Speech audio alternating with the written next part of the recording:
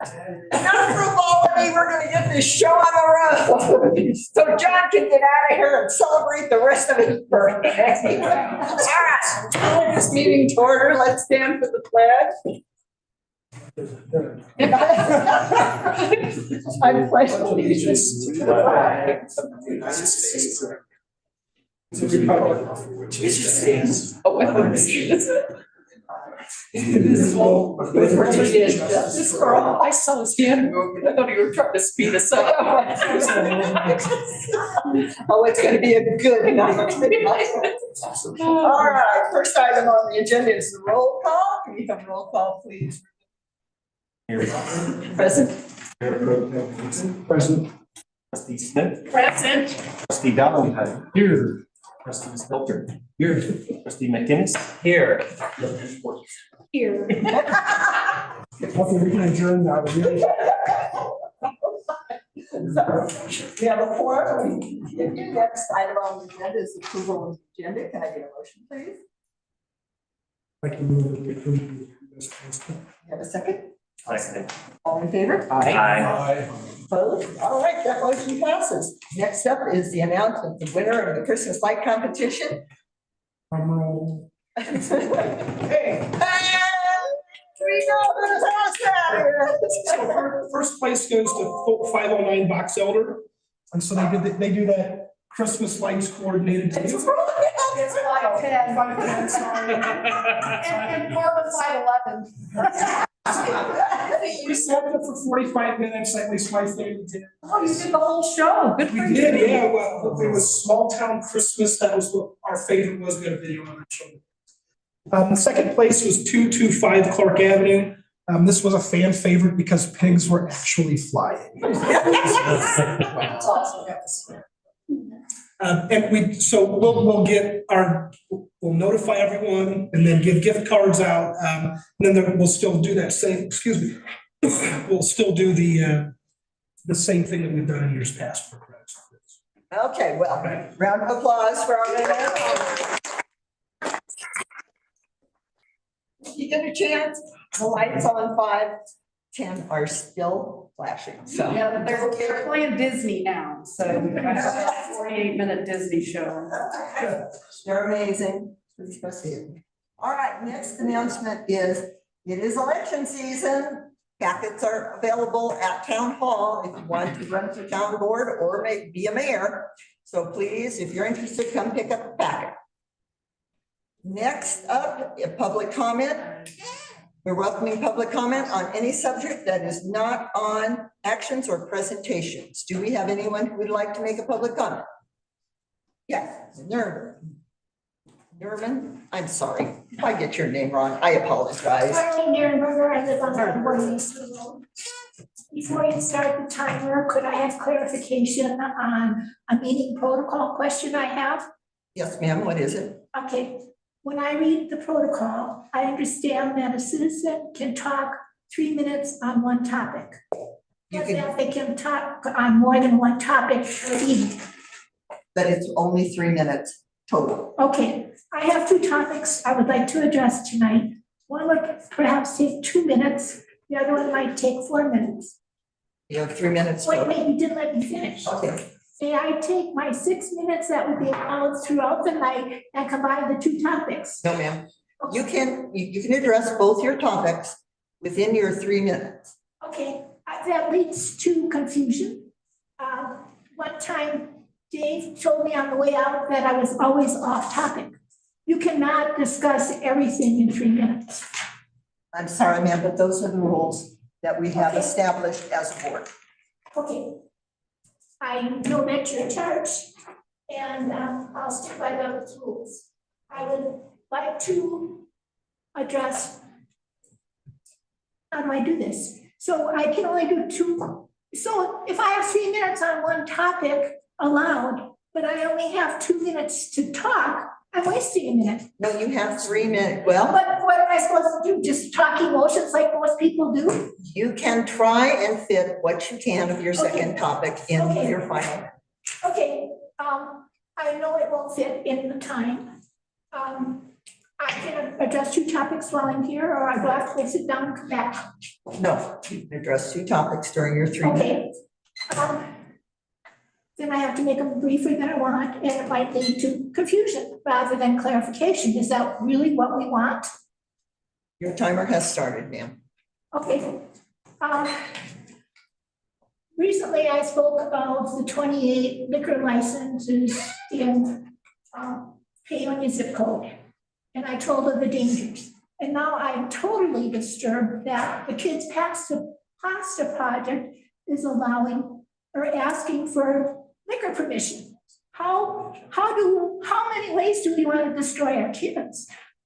In my own life, one night, our family was sitting in the living room. I heard a commotion outside, and teens walk up and down the street all the time on Country Road. I thought one of the kids got hurt by a car.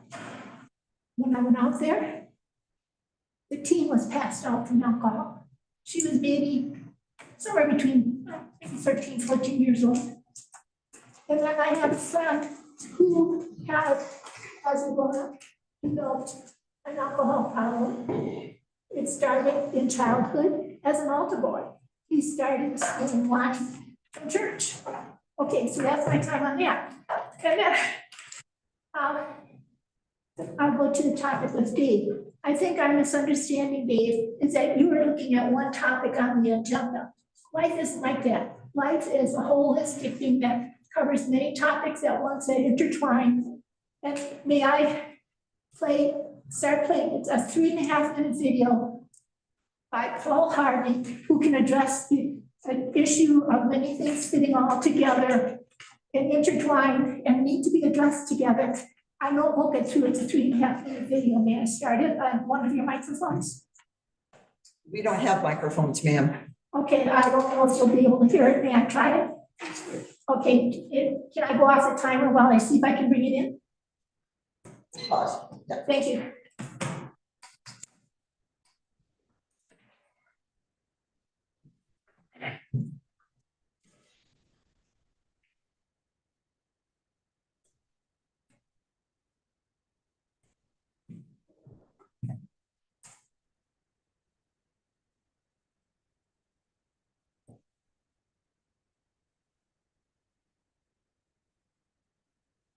I don't know if I can bring it up. It was something I just stumbled on the radio this morning, and I thought, wow, that fits into the discrepancy between Dave and I. Because May I offer suggestions since we're paused right now? If you email this to everyone, they can see this video, or at least a link. Or if you give it to me, I can get it off to everyone. Okay, and then the public doesn't hear it on Zoom.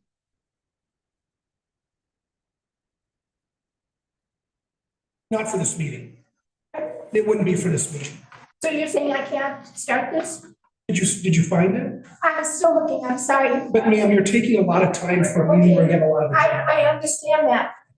Okay, I'll take the time on a different topic. Whenever I attend, the people who are here as community activists, community organizers, can address anything. And they're not limited to 3 minutes. As a citizen who's lived here 20 years and sees the town going downhill over 20 years, I can only address 3 minutes. Thank you. No, but you've still got 40 seconds. It won't begin. Thank you. It would only lead to confusion between Dave and I. That doesn't mean I don't respect you, Dave. We have different backgrounds. I have a background with a BS in psych and sociology and nursing. I volunteered in many social circumstances throughout my life. That's what I devoted my life to. So I have a different understanding of housing, of welfare, of all that stuff. But it won't be 3 minutes. Thank you. Thank you. Thank you. Would anyone else like to address the board on a subject that's not included in actions and presentations? Councilman Swanson.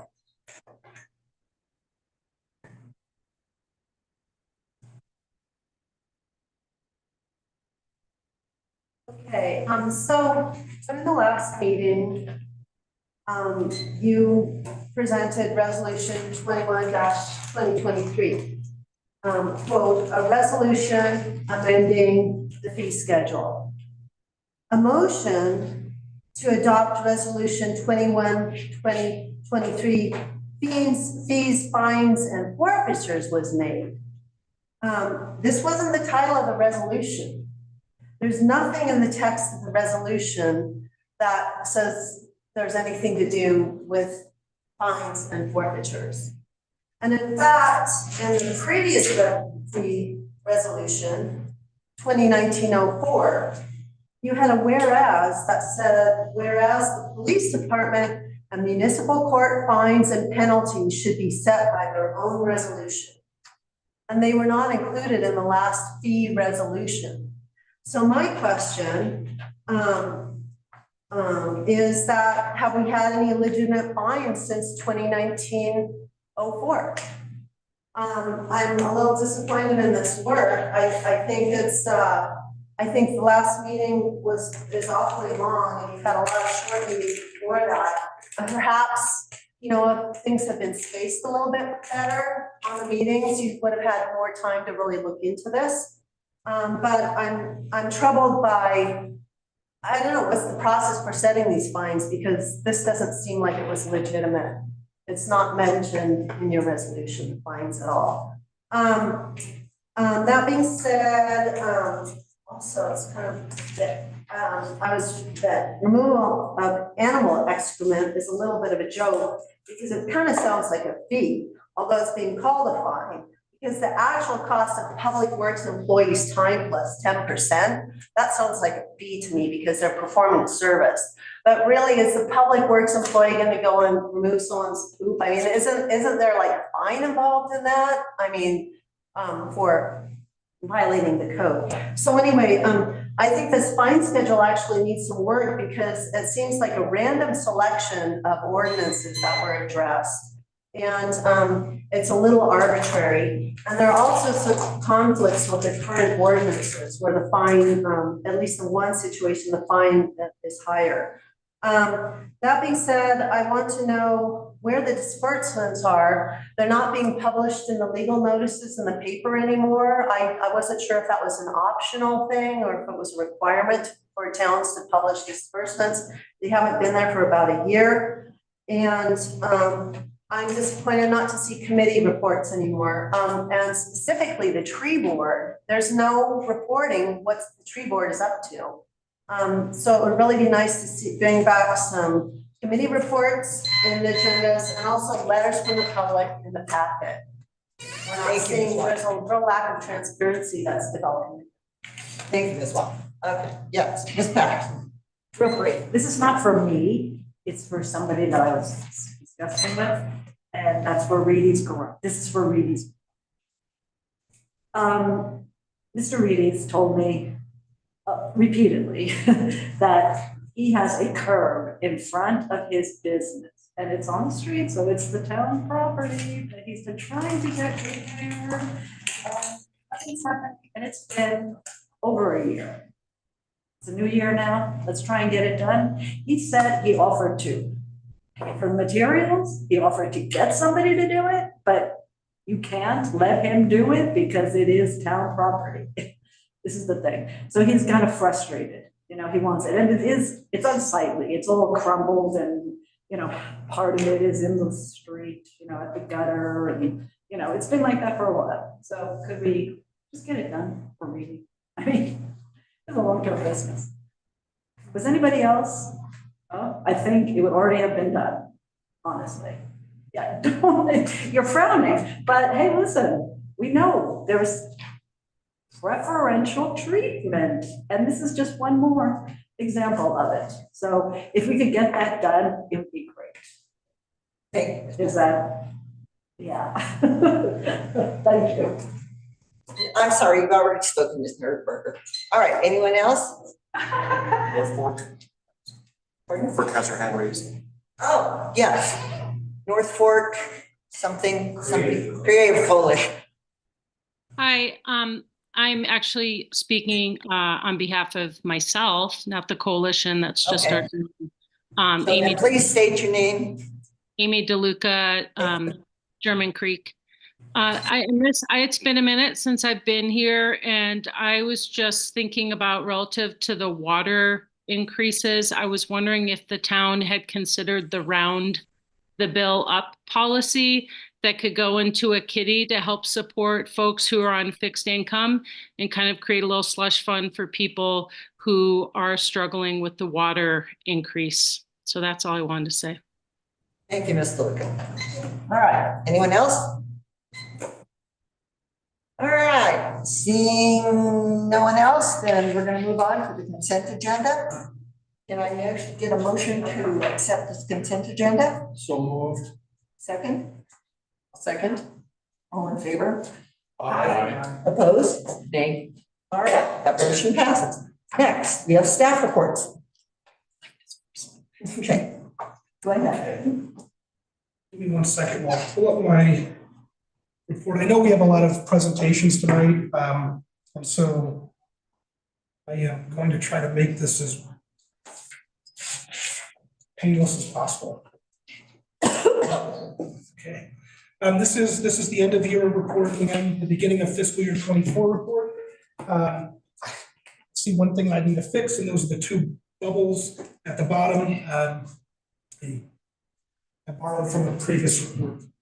But as far as the year in review, I talk about putting our actions in, our plans into action, specifically with like school loop trails, repair work that was approved by the Board of Trustees, as well as master planning, our housing needs assessment, our housing action plan, and all of the work that we did for a project needs assessment for our water system. At the end of the report, I'll also go into an update on the water moratorium from our water engineers. We received that earlier this morning. That shows some of the progress that we're making towards achieving the goals and objectives of the water moratorium to be able to eventually lift it. We're not going to be able to lift it in 24. We're doing a lot of work to get to that point. We did a lot of infrastructure work in fiscal year 23. We went through a lot of changes, not just in this position of town administrator, but also within our various departments, hired new people. We have a fully staffed police department for one. That's a big achievement as well. And we haven't lost anybody yet. So probably should knock on wood for another department. So I think that we're continuing from last year to this year, investing in our employees. You'll also see a personal note at the end of this report that I sent out to you at the end of last year, thanking you for all of the things that you did to continue that trend to invest in our staff. A lot of work has been done in the water division, especially from fiscal year 23. So one of the biggest achievements that I think that we actually had data to compare between years is in fiscal year 22, we replaced 50 radio read digital meters. That's a big deal. In 23, we blew that out of the water and replaced 73 digital radio read meters. The biggest change that we made to our meter reading process is we went from a completely manual, handwritten, and then typed process into something where it's read at the meter, sent to our billing software, and bills are generated. There are still some errors that we're running into every once in a while, but they're nowhere near what they used to be.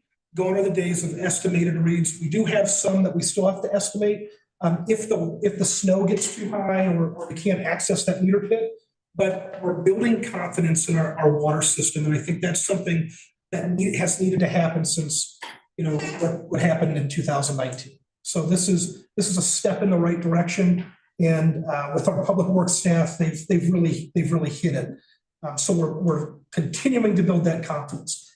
One of the other things that this report discusses are some of the repairs that we completed this last year. From March 23 to December 23, there were 18 water leaks that were repaired. I think the most important part of this was when that leak was detected to when that leak was repaired, averaged 24 hours. So water loss, gone are the days where we let it just run or empty our tanks. When we see a leak or we're notified of a leak, it's repaired. And these aren't leaks in service lines or in somebody's home. These are leaks on large mains, water mains. A lot of work was done, 18 major leaks, that's big. The other thing to note is that there were 50% of those leaks, so 9 of those leaks we're on our 8-inch steel water main, that finished water distribution line. The good news is it's in phase 1 of our water improvement plan to fix. And so we have been saying it was 8,000 linear feet. It's closer to 9,000 linear feet of steel pipes. We're talking close to 2 miles of 8-inch steel pipe that we're going to replace with, something from this century. So it'll be good. And it's our largest distribution line to get it into town. And that affects people in the audience who goes through their driveway. So that's important. And like I said, that response time I think was pretty incredible. And I highlighted one part of this report, and that's I rest easier knowing that the Public Works team is rigorously monitoring our water system. So when there is a leak, they're on it. I get it, and the good news is I get a text message that says, "Hey, here's the leak. We're already fixing it. Don't worry about it." And that keeps my anxiety down. Within the wastewater division, this one suffered a lot of this one had a lot of investment in replacing aging infrastructure. So that's a nicer way to couch that we had 4 emergency sewer main repairs. These were unscheduled. The only scheduled repair that we had was Doris Avenue, which we did receive some EIAF grant funding that to help offset some of that cost. But we did have 4 emergency sewer main repairs. The first one was at Poplar Avenue. It was an emergency sewer repair that happened because of a sinkhole. We contracted with Tribble & Sons, and the cost for that, for the town's responsible portion of that, was just under $5,000. That was the smallest one. The second emergency repair was on First Street, and that cost the town $30,954.55. We used our normal contractor, Rube Excavating, to come in, replace all of that crumbling, vitrified clay pipe with plastic. Clay pipe, normally very hard, has good resiliency for about 50 years. This stuff's been in the ground for closer to 70 years. So it's time to replace it. The third emergency repair was large. It was pretty large. This was along the Grand Avenue Alley. That was within our commercial area. That cost was $239,765.46. Again, that's why we had to do a budget amendment. It was an unplanned expenditure that we had to take care of. The good news is, thanks to the town's efforts, like staff, we were able to save $30,000 just by them being there to help with this emergency repair. You might say, well, why can't the town do these repairs? Well, a lot of these sewer pipes are too far down that we don't have the equipment, nor do we want to take on the liability of not only digging down to replace those pipes, but also having trench boxes in place to protect the employees working below. So that's why we contract with other people to take care of this. We are investing in 24 in this year with a jet vac trailer mounted apparatus that we can use to clean and jet our lines. That should help go a long way with maintenance and getting rid of some of those root balls that get into our systems and cause catastrophic emergency sewer repairs. The fourth emergency repair was on Main Street. I was here for that one, so that was my first emergency sewer repair, but the town's fourth. That came in at a cost of just under $60,000, and we elected to repair. And so for all of these repairs, we're not just taking out the bad. We're also looking at the system as holistically, right? So there might have been a leak here, but while we're digging it out, we might as well do this entire run. And that's what we did with Main Street. That's Papworth Grand Avenue's alley. Is that we elected to make sure that we're replacing all of the failing infrastructure with good infrastructure. On Main Street, we also replaced a manhole, the one that was existing. I don't think a toddler could have gotten into it very well. So now it's something that can accommodate our staff. It was very small.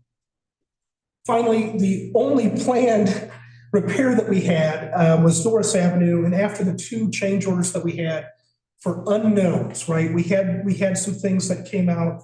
There were additional service lines that we didn't even know were tied into this main. There's no way we could have known they were. And then we also found that existing service lines were lower than the sewer main, which was kind of strange that they never had sewer backups. So we fixed those as well with those change orders. So that total amount after change orders was $373,991.77. We invested a lot of money in our sewer system last year. And that's why this rate increase is necessary, because we're going to have more of this. If you saw in our budget, we have $14.5 million contemplated for a new wastewater treatment facility and close to $45 million to replace this kind of infrastructure brought down. So again, we invested a lot last year, but we have a lot more to go.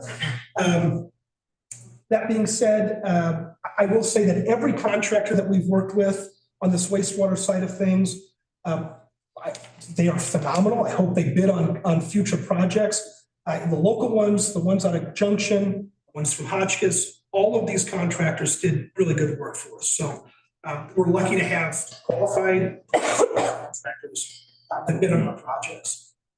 Parks and Recreation also saw a lot of changes last year going into this year.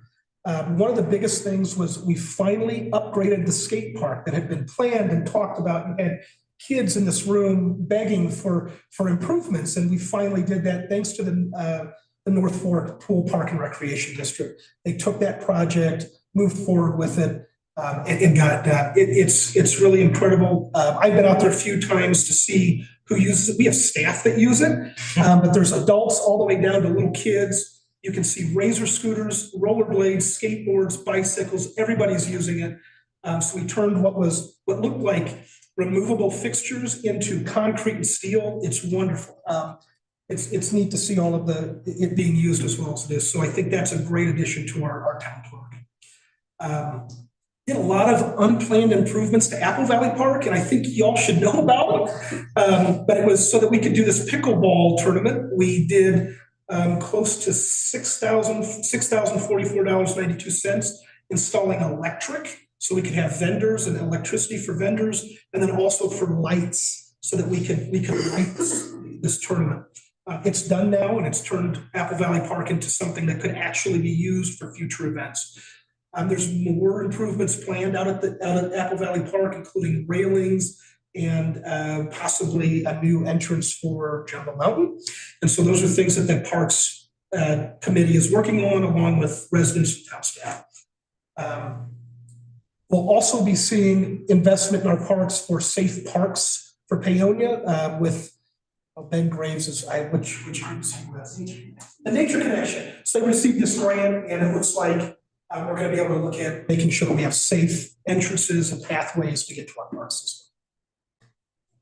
More improvements coming in fiscal year 24 as well. So we started renovating bathrooms at Town Park, but we didn't finish that project. It is budgeted and scheduled for fiscal year 24 to have the bathrooms upgraded. So actual door, instead of something with open air, actual toilet partitions, and then new fixtures within the bathroom. So we have planned for that, and we're looking forward to doing those improvements. And since Amy was on as well, we're also getting Wi-Fi in the park. It's something that we've been working on, started last year. It's going to come to fruition in 24. And I'm really excited about it, because not only does it provide dedicated Wi-Fi to vendors that come to the park for any of our festivals or events, but it also provides free Wi-Fi for people that utilize the park. We've found ways that you just can't be on it all the time. You might have to go in and resubmit your information every 30, 45 minutes. But that's something that's going to happen. Now, the biggest problem that we've had in Town Park has been vandalism. We've heard that from residents, right? We estimate that close to $12,000 it's cost the town to fix things and to clean up vandalism in Town Park alone. So what does that mean for us? It means that with Wi-Fi coming to the park, we can also add security cameras to see what's going on at the park, what's going on at our critical facilities. And if somebody were to vandalize or destroy park property or town property, we can seek them out for restitution. which we can't do right now. So we only can go and fix what's been broken. So those are big improvements coming to the park. I'm really excited about Wi-Fi. I think it's a cool thing to be able to offer, and from what I've been told, it's something that people have been asking for quite a while. Streets division. I didn't have much to put in the streets division, only because we have such a small budget for streets, or did in 23. But we did fill potholes. We did do the best that we could with the equipment that we had. And then we also spent, we blew through Delta County's allocation to us of $15,000 for paving. And then we matched it with $16,905.67 for paving. And that was the 100 block to 200 block of land. So we really, I mean, that's what an overlay of asphalt gets you. It's not much. And next year, we plan to do significant investment in our streets with the 5th and Grand realignment project, sidewalk projects, and then we're also looking at using that allocation from Delta County towards our public parking lots. So the one behind Town Hall and the one off of Main Street that nobody seems to know about. It's kind of hidden. So having those two paved or repaved, I think will draw a lot of attention to these public parking spaces.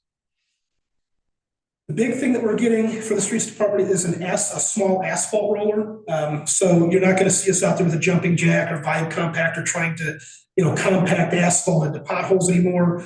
These guys will be able to drive a roller right over it and make a nice smoother surface. So we've heard residents, talking about our pothole work. It's the best we can do with what we got. So we're going to try something different.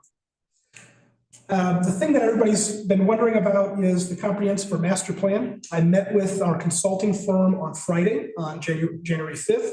As I promised, it was something that I plan to hit hard first of the year. I waited 5 days, but we still had a meeting. This is the accurate schedule after the consulting group took this back to their team and they agreed on some dates. I did make a couple of changes, but everywhere you see public hearing in bold, those are public input sessions on not just drafts of the elements that we're going to go over, but also for to elicit public input for like our future land use. That we are planning on having a future land use public meeting on February 28th with the Plan Commission. And instead of it being here in this building, we're looking at, since this is going to be, that's probably the most important element or aspect of a master or comprehensive plan. We wanted a setting that was a little more conducive to get that feedback from the public. So we're looking at hosting that at the Blue Sage. We're going to use digital projectors, possibly some maps with dots, and even a survey that you can take with a QR code. So that's the plan. Hopefully we can have a final draft to be presented to not only the Plan Commission, but then later the Board of Trustees, starting June 5th with that Plan Commission. So this will go up on our website. We'll get this out, and then the Plan Commission will hear all of this at their upcoming meeting on the 17th. That's really good. That pushback. So that's my report for the year. I did throw in some pictures from this year. We had our gingerbread making thing here for our the downtown holiday festival. It was wonderful. This place was vibrant with a lot of kids. And then, sorry, Amy, you're on this one. Sorry, but then also pictures from that event as well. So, okay. The memorandum that went out to employees. So there were 6 major things that you did for employees that I think needs to be brought up. Number one, there's a 3% base salary increase for all employees. You continued to fund 100% of the base health insurance premium for employees, but then also funding 60% of the increase to health insurance premiums for any other selection. So that's huge. That's what keeps people going to work. Funding life insurance death benefit for each employee, Instead of it being $20,000, it's now $100,000. That premium was for every employee was like $1,100 or $1,200 for the entire year. It's a good investment. And it might help some anxiety. Budgeting for employee advancement. So we've budgeted in every department for training and conference attendances, which I think was really important. It's continuing education for our public works guys. It keeps me in the loop and my ethics training. And then allowing up to 40 hours of unused vacation time to be rolled over from this year into next year, last year into this year.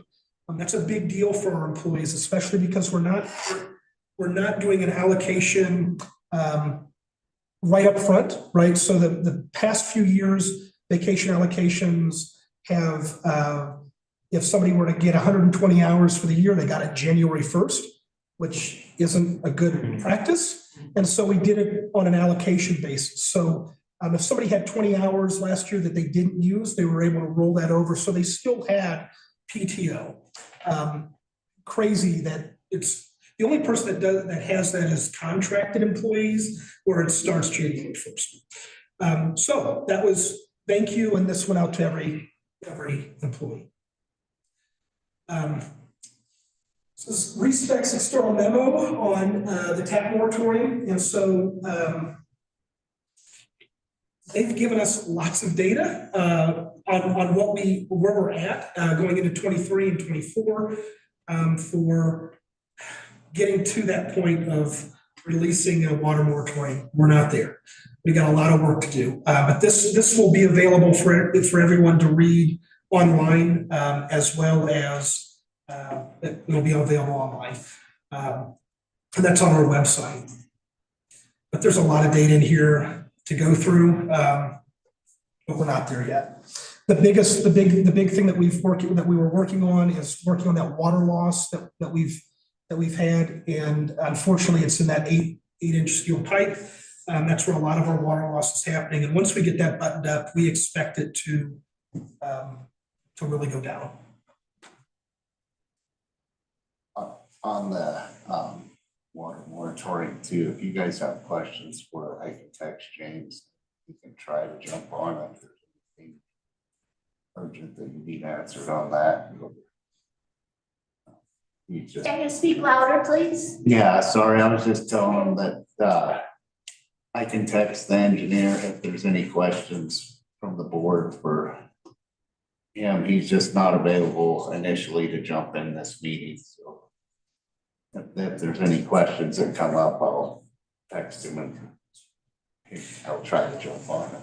So one of the critical things that we're going to hopefully agree on tonight is an engineer for a hydrogeological study. That goes a long way in defining how much water, raw water we have, access to, so that we can treat it and get it into our distribution. Well, maybe we can try and get James at the next meeting, and maybe we can review this at the next meeting, and then have questions for him at that point.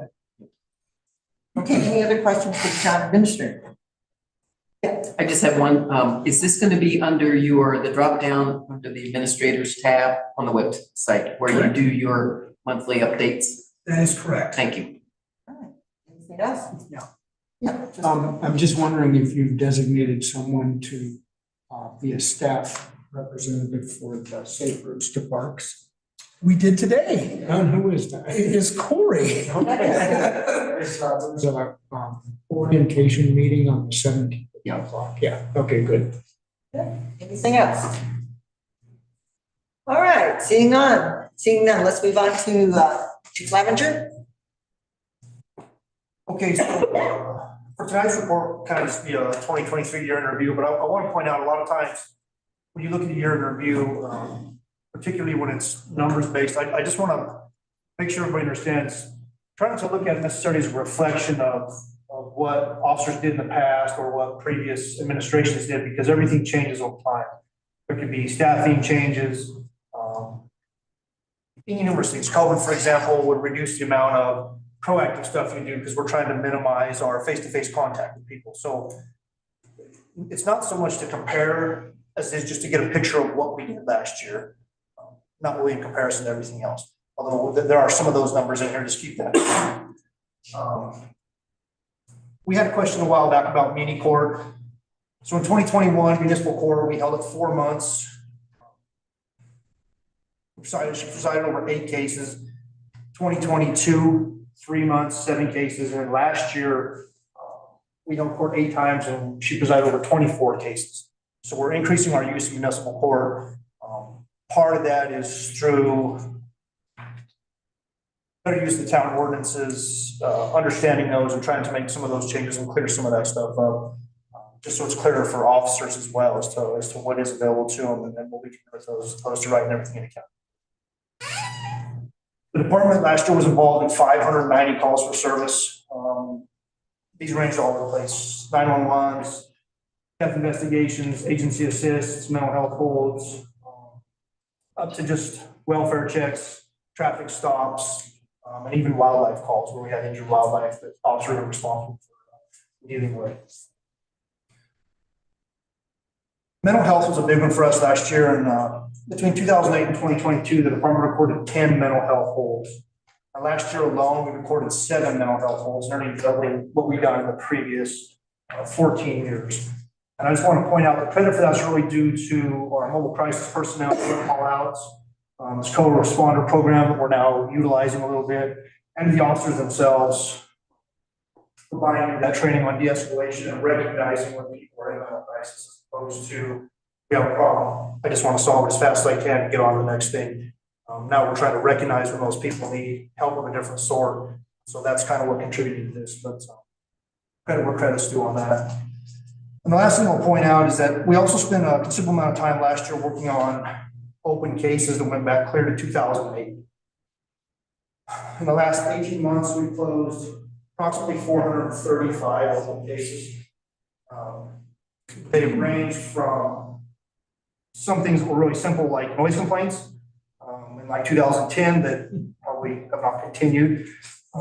So we will go through and get those buttoned up to others that require quite a bit more time, contacting people, reaching out to other acquaintances, updating phone numbers, getting in front of people that have moved, former officers here to try and figure out what exactly is going on. So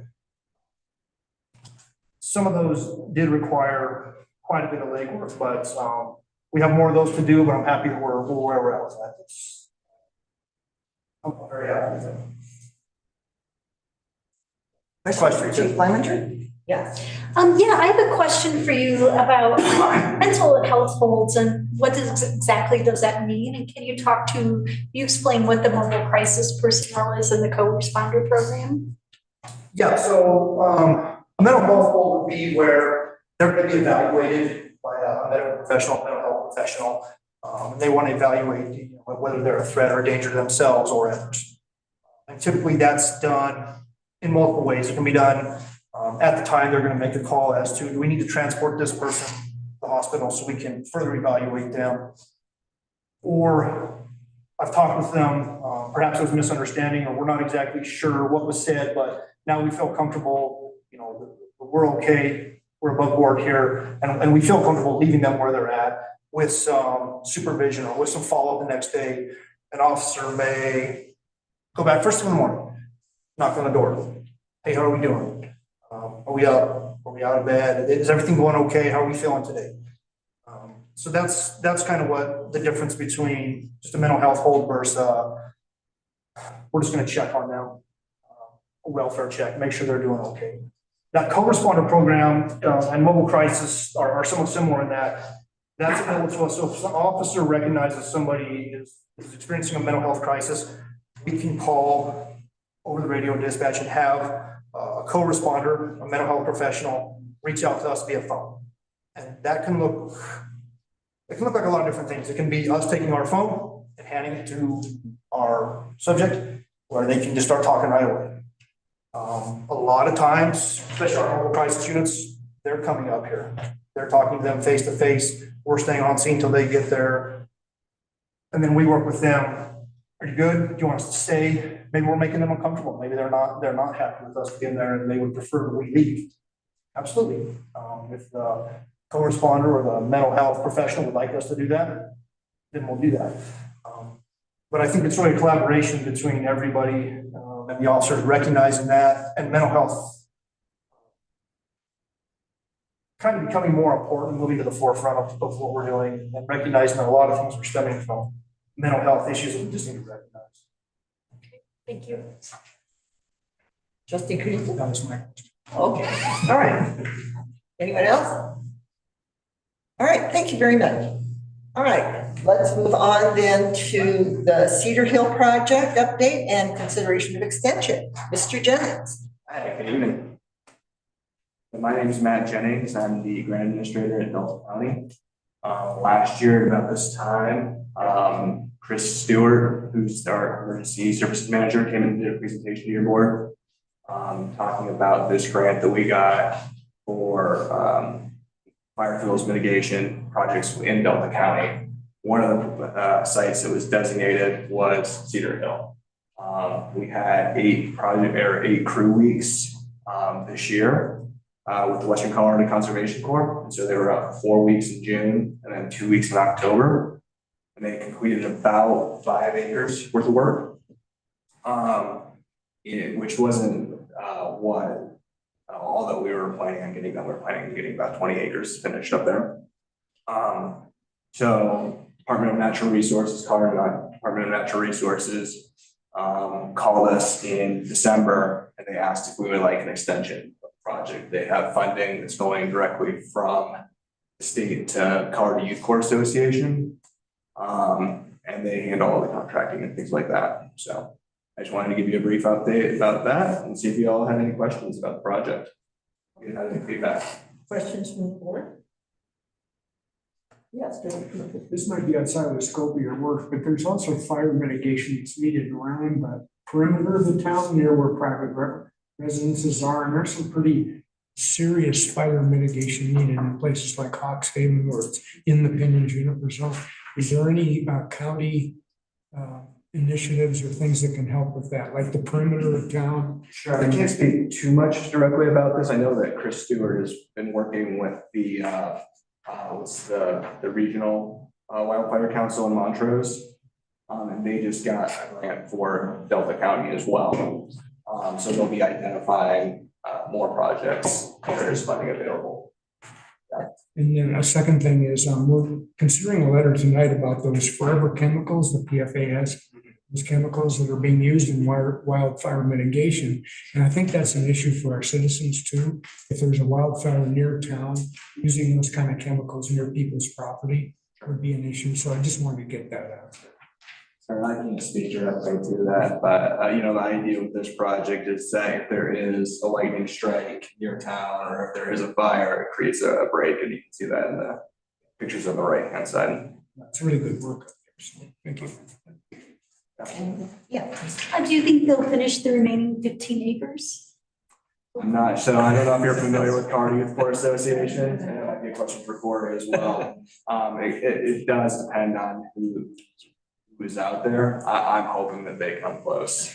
And also, it's, steep terrain. I'm sure anybody that's lived here knows that it's not easy work just getting in and out there. You can't drive up to all the areas. So there's a lot of physical labor involved in a lot of the work up there. And I think with the 5 acres that they started, they made pretty good progress in the 6 weeks that we had them. We will still get them for 2 more weeks. And then this is just consideration that we could get them for an additional 10 weeks on top of that. So. So the SWIFT crew, Department of Corrections SWIFT crew is completely off the table. Yeah, so we had them for another project of the county. This is an encompassing project. And yeah, they weren't available. They only had 2 crews available and they weren't available. So that's why we got the youth corps. Anything else? Okay, any comments from the public? Okay, seeing none. All right, thank you very much for the update. What kind of consideration do we need to consider for the additional weeks? Do you vote on that or? We need, I don't think we need anything, do we? Nick's unmuted himself. Nick, do we need any approval from the board to continue this, being that it's not town property? It is. Oh, it is town property.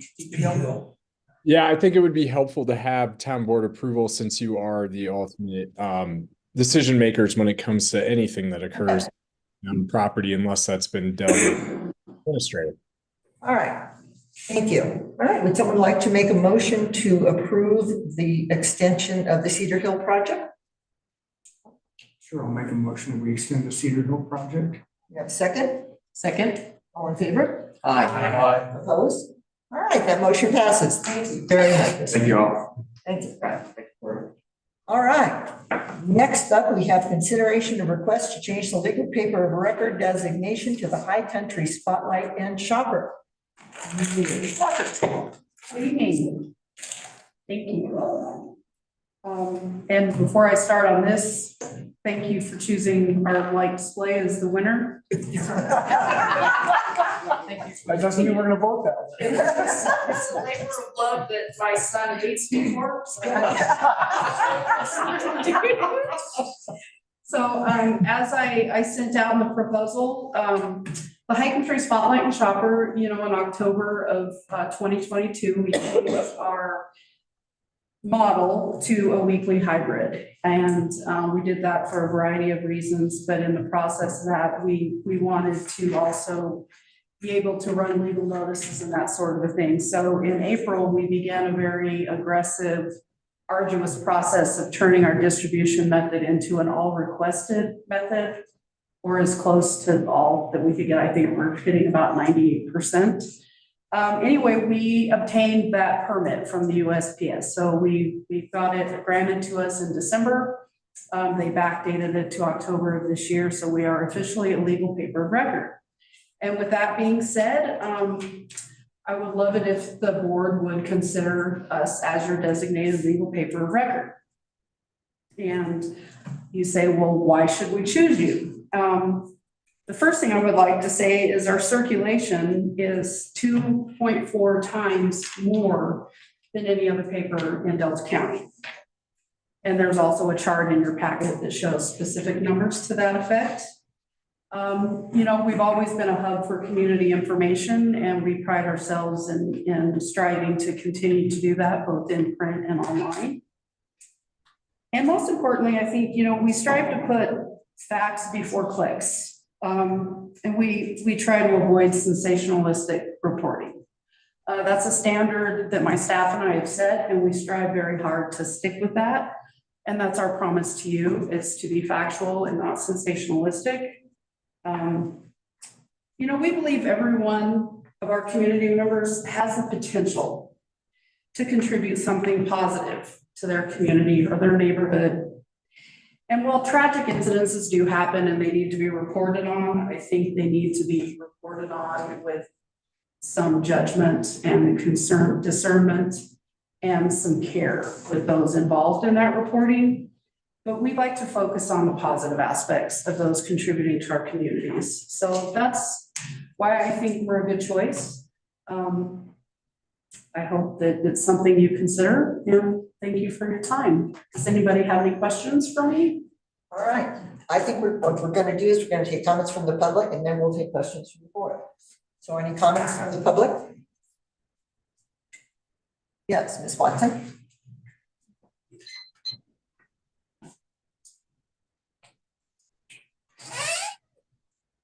Okay, again, we have missed this evening and I'm gonna reiterate that we should be, come up, state your name, where you live, before you make your comment. My name is Chris Smith. And I live in. Please state your correct name, Ms. Watson. That's it. So my question, I do have a question. Ms. Watson, please state your correct. I got married. I changed my name. It wasn't illegal. No, no, sorry. Am I being timed yet?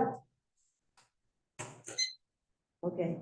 My question is, are we gonna, when does the public record actually happen? Is it the first meeting that you have to adopt this?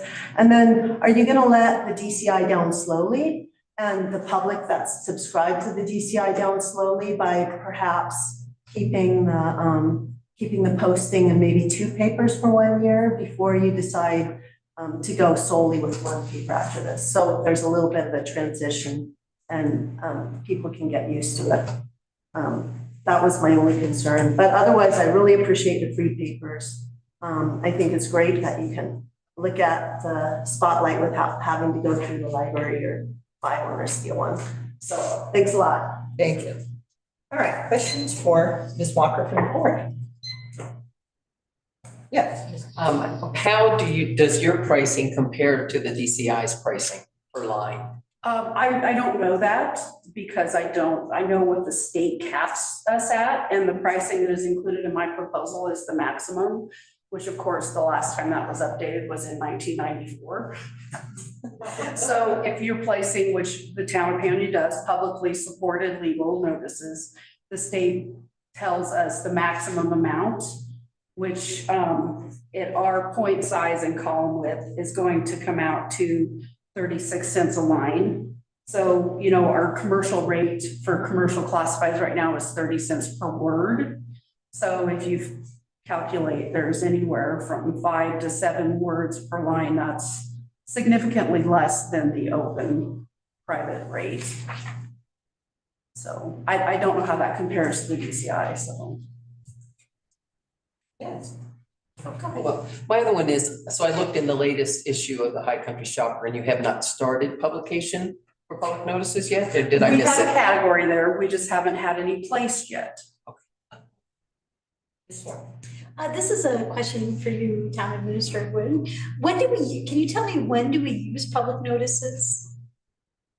So for every public hearing for these meetings, we have notice requirements for any quasi judicial meeting that we might have for the Plan Commission or the Board of Zoning Appeals and Adjustments. There would be a public notice as well. Liquor license applications get public notices, marijuana license applications get public notices. Do quite a few public notices. We'll do public notices for our upcoming master plan information, so. And do we know what our budget that we currently spend with the DCI is? I'd have to pull it up, but we have budgeted for public notices and advertising in just about every department throughout the town, including new this year, water and wastewater. And since the pricing structure that we have before us is by line, do we have a sense of kind of how long those public notices end up being? Is there kind of an average line count or? Oh, Sam, you're the best one to answer. I don't know. Okay. So it's obvious we're not going to be passing this tonight. May I interject one thing to kind of contribute to Morgan's question? So the cost is going to depend on how long the notice is, which is probably going to depend on what the notice is about. Because of that legal cap on the pricing, your cost is probably not going to change from one publication to the next, but you're going to reach significantly more audience. We do have a resolution on this agenda later, the agenda for our public notices. Oh, yeah. I thought that was public posting, It is public posting. but that's not. It lists the reason. It doesn't. Yes. Okay, I'm sorry. It seems like in the absence of our clerk, which I think does a lot of this posting, I think it'd be good to have staff. Compare what the DCI charges for how many postings. I'd really rather do this. Clerk's input, so I'd like to table this item to next week. And Or continue it. okay, I have a question for, I guess, Nick and or the town administrator. Are we legally obligated to do this at this meeting? So the board is required legally required to set its posting locations at the first regular meeting, but not its publication. So that can be changed at any time. So that could be continued to the next meeting. I'd like to make a motion that we continue this item to the next board meeting and have a staff report giving us background. Do you have a second on that? I'll second that motion. All in favor? Aye. Opposed? All right, that motion passes. You have something to say? I apologize. The agenda item on our presentation is not the correct agenda item. So that was my fault. Okay. Oh, okay. All right. All right. Thank you, Ms. Walker. Thank you. Maybe we'll see you in 2 weeks. All right, next on the agenda is approval of a letter of support for the Northport Valley Creative Coalition's proposal for Athletic Community Business Preservation Program. Are you still there, Ms. DeLuca? Yes, I'm here. Okay. Hi, Amy DeLuca with the Creative Coalition. Here we go. Thanks. Yes, we are requesting a letter of support to accompany our application for an Office of Economic Development Tourism grant that we felt that our business community would be an excellent fit for. We put a call out to businesses within the Paonia Creative District. I believe we had 13 applicants approximately, and the grant is intended to help provide business capital, technical assistance, consulting for brick and mortar in the Paonia Creative District. So after we got the applications all in, there was a panel of non-biased judges assembled to review all the applications, and 6 businesses were selected. And now after we have completed all that portion, all of these businesses will be included in the application process to the state, and then hopefully we will win and they will accept our proposal, and we'll be able to help out 6 different, so the Creative Coalition's overseeing the project, obviously, and this would, looks like we have somewhere up in almost $300,000 in requested funds for this application, and I think we have a really great group of businesses that could present a great application, and we can't do this without the support of the town. So there we are. Yes, trustee. I mean, Administrator Webb. No, I don't want that job.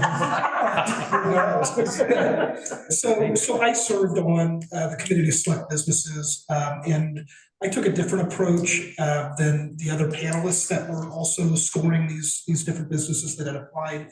I looked at how they are with the town and complying with different ordinances.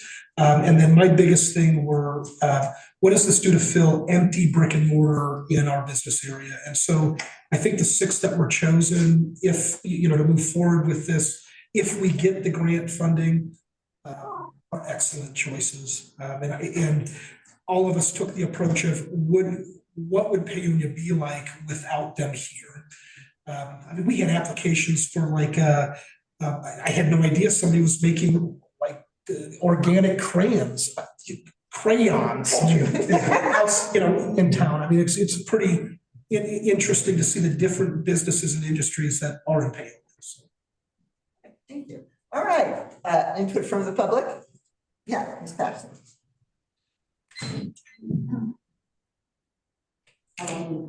Okay. Christina Patterson, Price Road. So were all the businesses queried in town? Every single one of them knew that this was happening, and what were the 6 businesses that were selected? Okay, thank you. Thank you. All right. Amy, I don't know the answer to the solicitation. So. Yep, we advertised through social media and our website and through our membership, and all of the brick and mortar were included, whether they were members of our organization or not. And part of the criteria was that you were a member and part of the business community. There are different, there's various criteria that the panel, I wasn't on the panel. First of all, none of the Creative Coalition board or affiliates were on the panel. So, but the businesses that were chosen were Falana Beeswax Crayons,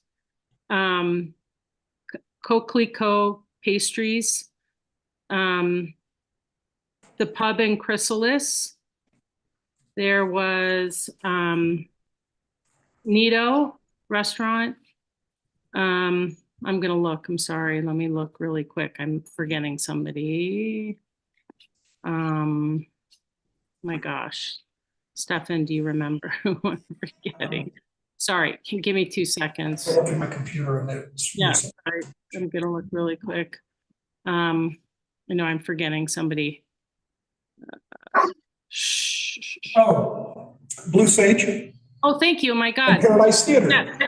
Blue Sage, thank you. Good grief, apologies. Blue Sage and the Paradise Theater were both chosen for their historic significance to the downtown. Thank you. That's everybody. All right, questions from the board? Yes. I just want to say, Amy, I investigated this grant and I am just beyond grateful for the Creative Coalition for pursuing this. This could literally be a game changer for 6 of our businesses, like key businesses in Paonia. And it's just awesome that you all went for this and saw the opportunity. So just my immense gratitude, and my fingers are crossed. So thank you. Anything else from the board? Yes. Just out of curiosity, not getting into the kind of individual proposals that the 6 businesses that were chosen kind of are going forward with, but I'm curious what specifically this grant money can be used for by the businesses that were chosen. Yep. So for example, well, there was infrastructure. I mentioned it in the beginning. Let me pull that up. But what the businesses are choosing to use it for are Blue Sage and the Paradise Theater historical brick and mortar needs physical improvements to their structures. So new roofing, support, and more like serious structural engineering expenses, and which was part of the criteria. The application request that's a one-time expense. So for getting a new roof. Other businesses who do production were looking for a one-time purchase of an important piece of equipment that was essential to their business productivity and or distribution. We also looked at with this money, would this business employ more employees? And the answer was yes for a lot of them. So I'm gonna get into Nido's application because I'd gotten their frozen enchiladas before, but it's to really step up their frozen food game. And with that came new jobs. So that was something that we're looking at. I took to heart, something to see as an application that came in. Some of them that didn't make it where they were focused on individual advancement, not something that would really benefit the downtown, but just individual advancement. And so those were kind of weeded out from our bigger group. So. Yes, and also I'll just add, a part of this grant is the grant recipients will get consulting support in their current business and expanding and growing their business.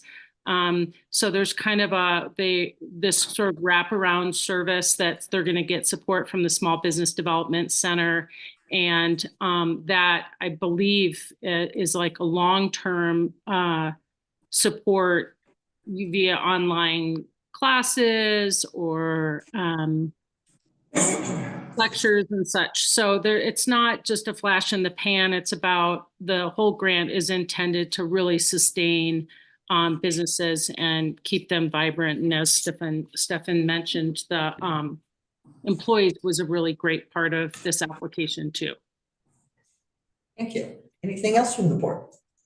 I will say what we got for, from the Creative Coalition for the applications that came in, I think we only had 13 or 14 to sort through.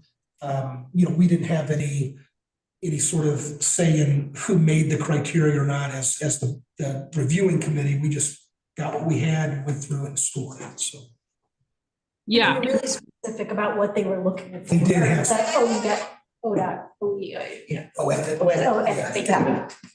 Yeah, and we put the questions that the ODET put to us to the businesses themselves. So this was really about the businesses being able to answer those questions and also really just reflect the quality and the organization that they each had. And so they were really comprehensive. And as far as I know, folks really provided a lot of information. Some of our businesses, ship internationally to Germany and, Australia and far and distant lands. So that was, I think, new for the panel. They were surprised to find that, some of our folks are manufacturing and their products and shipping them all over the world. All right. Well, would someone like to make a motion? I will. I'll move to approve a letter of support for the North Fork Valley Creative Coalition's proposal for ODET Community Business Program. Got a second? All right, all in favor? Aye. All right, that motion passes. Thank you, Amy. Thank you. And I just want to say thank you so much for the Wi-Fi attention. I really speak for many, many people how valuable that is. So thank you so much for listening to that request. Okay, next up is consideration of approval of a letter to the Forest Service about the use of fluorinated compounds and fire suppression chemicals and foams used in local watersheds.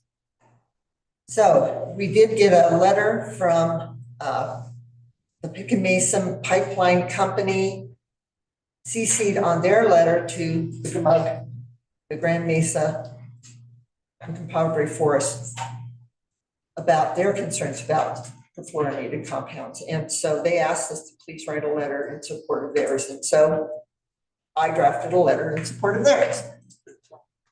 And so I am asking the board to go ahead and allow us to send that out to the Forest Service and then to CC all the people at the bottom of that letter as well. So first, comments from the public. All right, seeing none. Board. Yeah. I just have, I think the letter's great. On page 50, there's a sentence that reads a little funny, and it's the first paragraph of the letter. You and I can talk about this later. Okay, yeah. But just two minor typos Sure. before it goes I out. Okay. Anything else? Yes. I'd like to put forth that this is a critical issue for our town. They are putting PFAS and the rest of the chemicals are going to have limits. And there are towns that have water systems that are over limit, and the only option is to truck water. We don't have a way to clean this out of our water. So this is a vitally important thing for the town. Yes. I want to make sure that the family and ranger district sees it's not just the forest supervisor, so we should CC. Okay, the ranger district can do. Thank you. I'm curious, what else do we need to do as a town to, what else can we do to be proactive? We got this letter and. I think somebody who might get pulled into this conversation who has been interested about this topic and been jumping up and down about it, and raising a lot of interest in it is Jeremiah. And I'm sure he has some good ideas about what else we can do proactively about this. Yes. I'd like to put it forth that maybe we should send it to our senators and Congress people, Yeah, it's all on here. just because it's so critical. So. Which one did I send it to? Nice.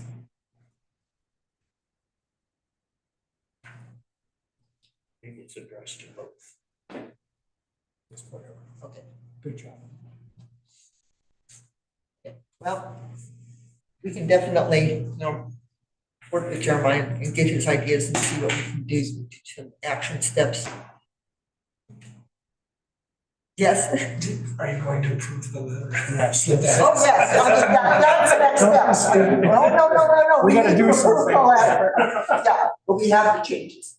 I just wanted to point out in answer to trustee Schwartz's concern, in the second to the last paragraph, it says to the Forest Service, we request inclusion in discussions regarding wildfire mitigation efforts and any planning efforts about alternate fire suppression techniques should such an incident occur. So I think that is the asking to be brought in a cooperative way. I don't know what the system is with the Forest Service, but remember we saw earlier last year, they were doing a categorical exclusion for a bunch of work up above town, and we were not notified. We saw it after the fact, and Jeremiah had picked up on it. So I think we need to somehow open a dialogue with the maybe local or SEMA that we get on their list of notification when they're doing any Forest Service sensitive activity being proposed, because we should have been able to review that categorical exclusion. I can say that we are being notified now by paper letter. So we have been receiving some notices. I do have a meeting with on Thursday. So it's our kickoff meeting for that environmental. Oh, the Thompson Divide, correct. Yes, Thompson Divide. I'm sure PFAS will be a big topic. All right, can we give approval to send the letter? Mayor, can I offer a suggestion? Yes, please. That if the trustees are so inclined that they also sign the letter. Oh, Yeah. we With- can absolutely do that. I can change this so that we can have a signature line for each of the trustees. We can have this at the office tomorrow. Stop by and sign that. That would be like sometime tomorrow. I'm gonna give it up. Of course. Morgan, no, you have to come in before work. You have to be here at 6 o'clock.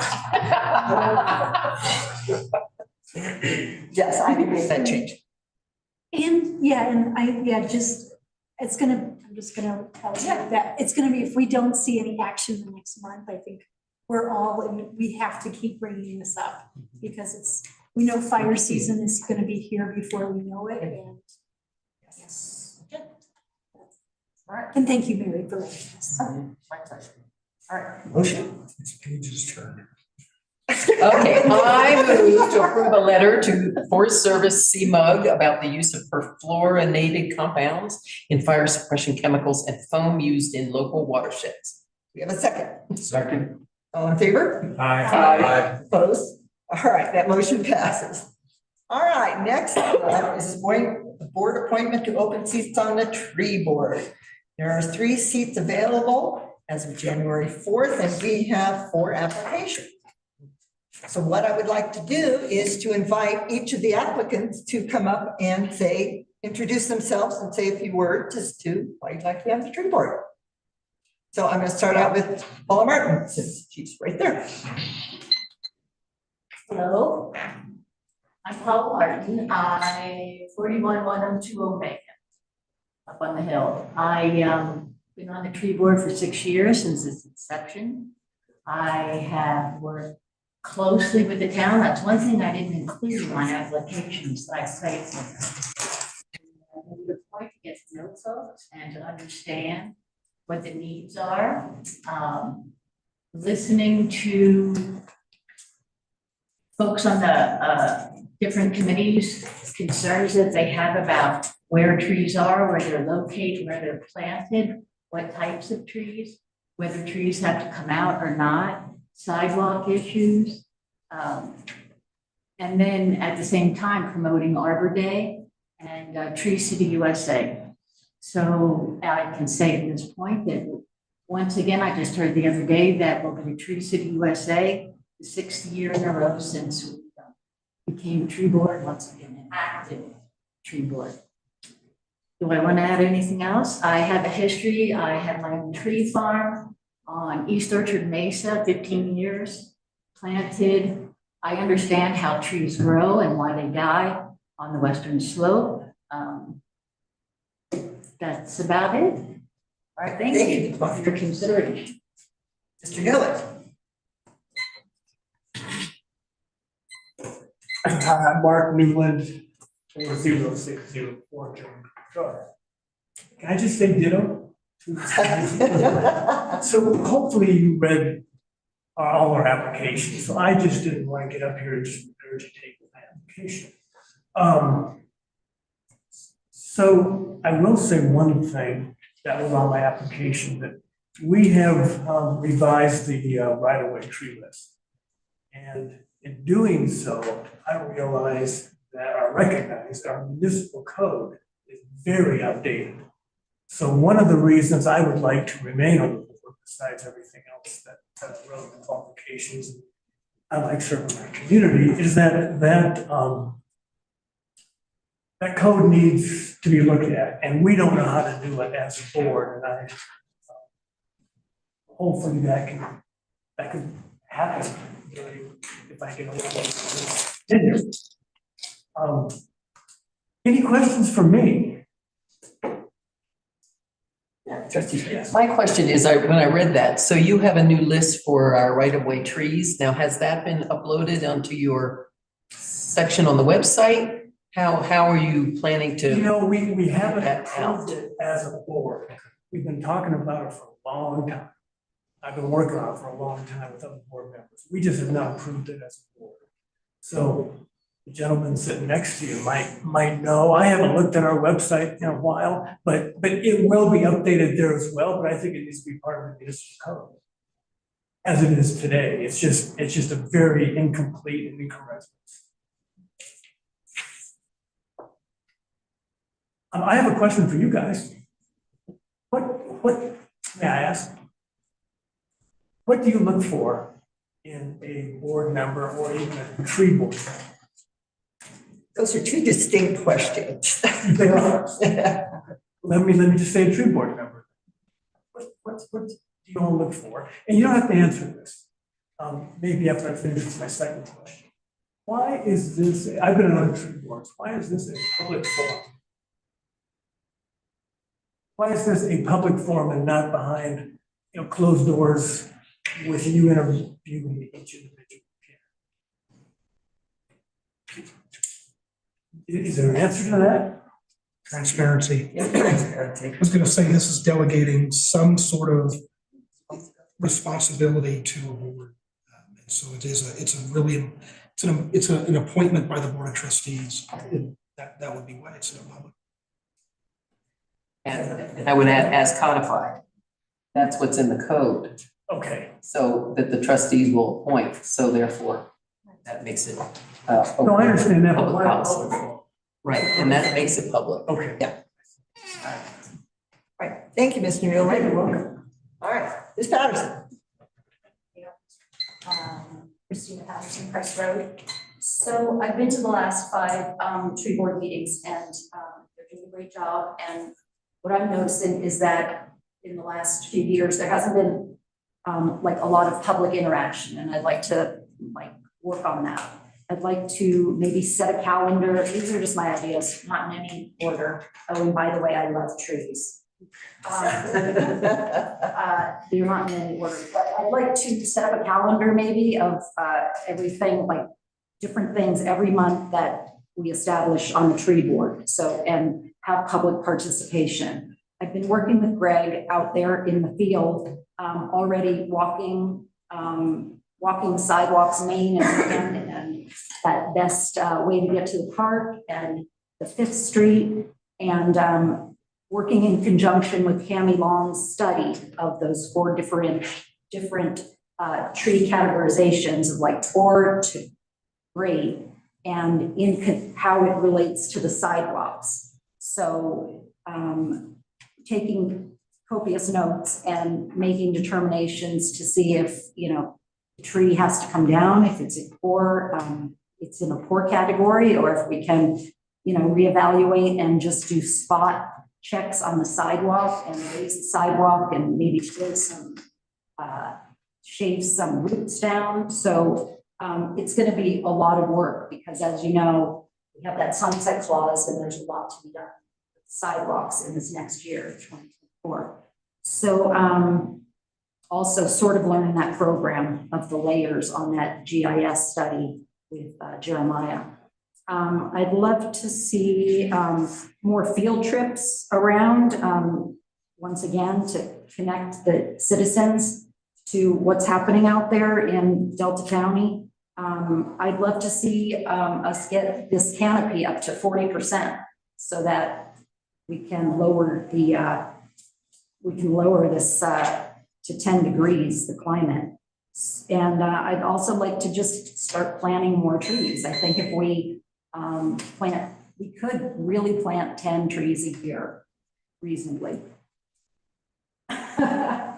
And I'd like to work with the different organizations in this town, like TLC, to do field trips, and am I out of time? No, you've still got 23 seconds. And, okay.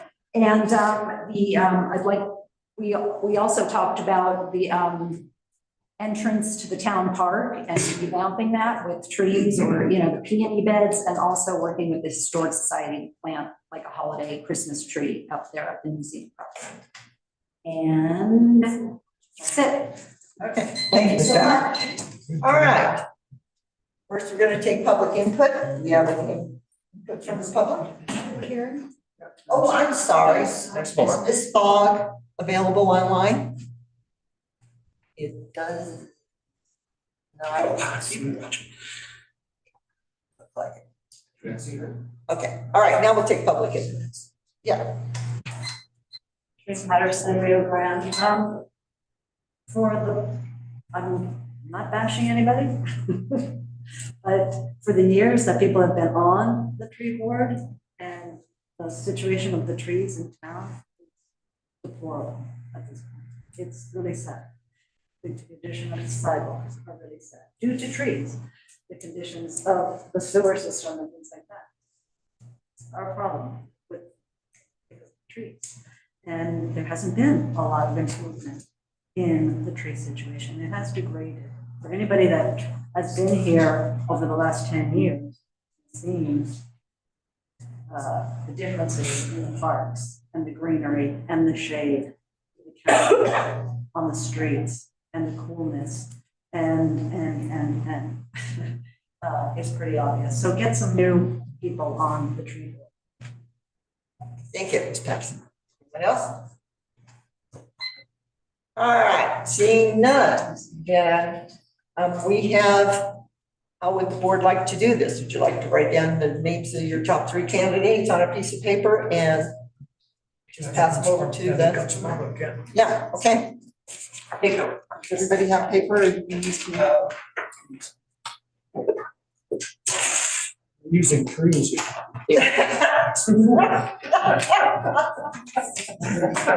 Oh, these will be official ballots. Oh, here we go. We have official ballots. Oh, you don't have to love this. So is this I mean, I'm only giving out 6, so if I get 7, I'm. Yeah, there's a problem.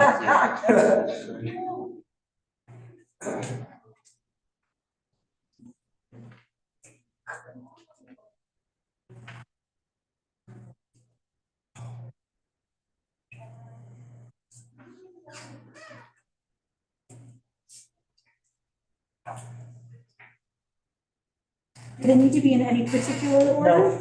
No, just put your 3 candidates down and then we'll have Ruben. Yeah, right, legible. That's all I ask.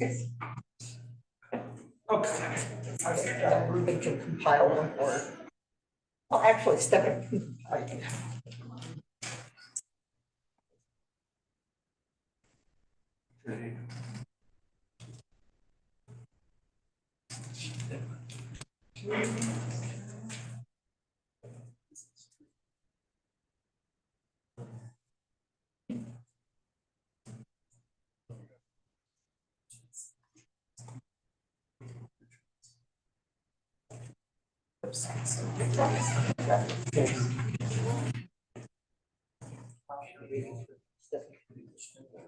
Well, let's continue. I'd like to make a motion for a 5-minute recess. Oh, you. that would be an excellent idea. Do you have a second on 5 minutes recess?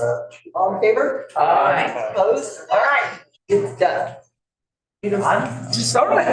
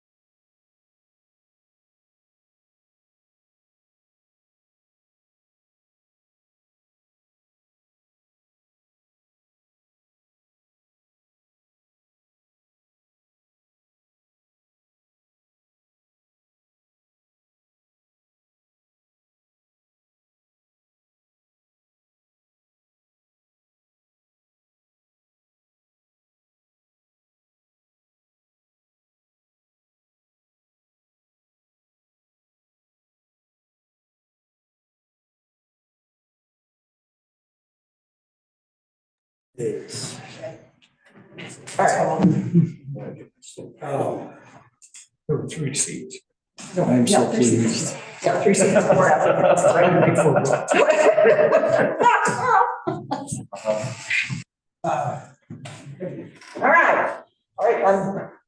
back in session. All right. Town Administrator Wynn, would you give us the results, please? Who has been appointed to the board? Ms. Patterson, Ms. Martin, and Mr. Newland. All right. Thank you. Thank you. All right, can we make an official declaration then to appoint those 3 people to the board? I move we appoint those 3 people to. You have to say the name. Yeah, I know.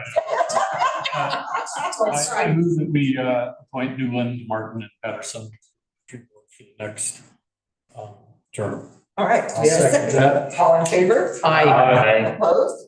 All right, that motion passes.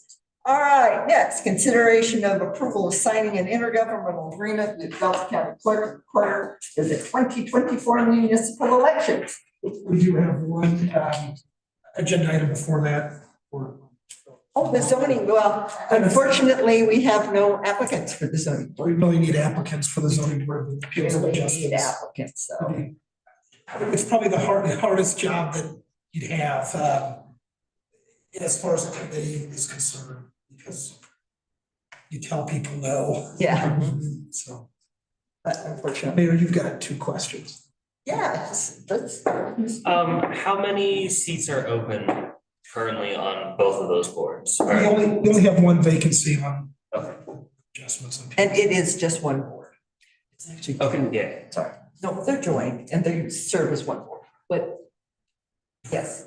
here's why my hand is raised, because I think we need to explain to people what this board is. It's actually the Zoning Board of Adjustments and the Building Code Board of Appeals, which are 2 different parts of the code. They end up being, they meet for 2 different reasons. And I think it's important for people to understand that. So my question/recommendation is, would it be possible to put something on the website on that homepage which explains what the duties are? Because I think it's just a big black hole. And that there are 2 parts of the code that people have to understand. Yeah, we could do that. Could we also, like, what is it that we're looking for in, like, what would our ideal candidate? What would they Our are? qualification. Yeah. Yes. Miss Watson would have been really good on this board. She was on the board, but she got promoted to Plan Commission, which is more quasi judicial as well.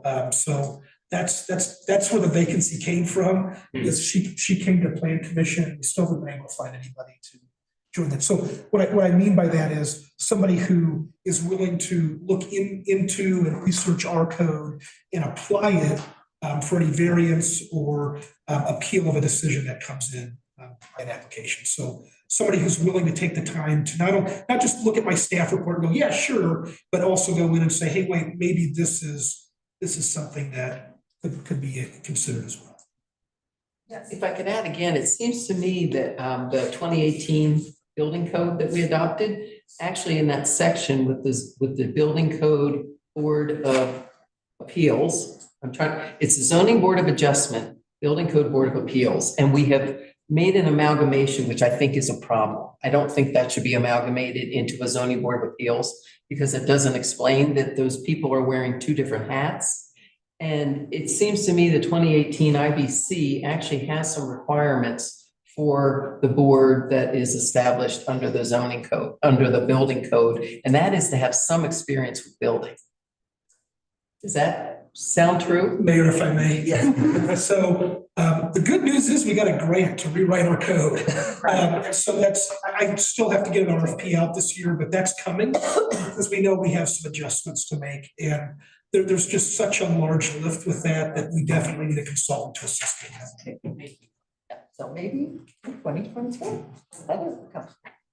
Yeah. Yes, but in the meantime, we need somebody to fill that seat. Right, in the meantime, we still need somebody to fill this. May I ask, I can't find it on the website, but who's currently on that board?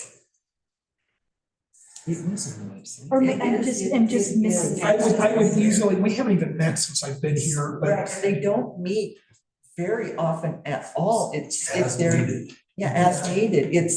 I think they met once. If Sam were here, I'd be able to ask her and she'd know right off the top of her head. Right, but yeah, they met once and I think all they did at that meeting was to set it up. Yeah, Nick?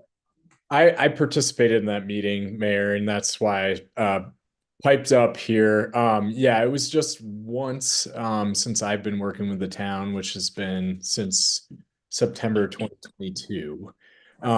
So yeah, it's very rare, and that was a Board of Adjustment meeting. But I believe that the Building Code Board of Appeals should be the same folks.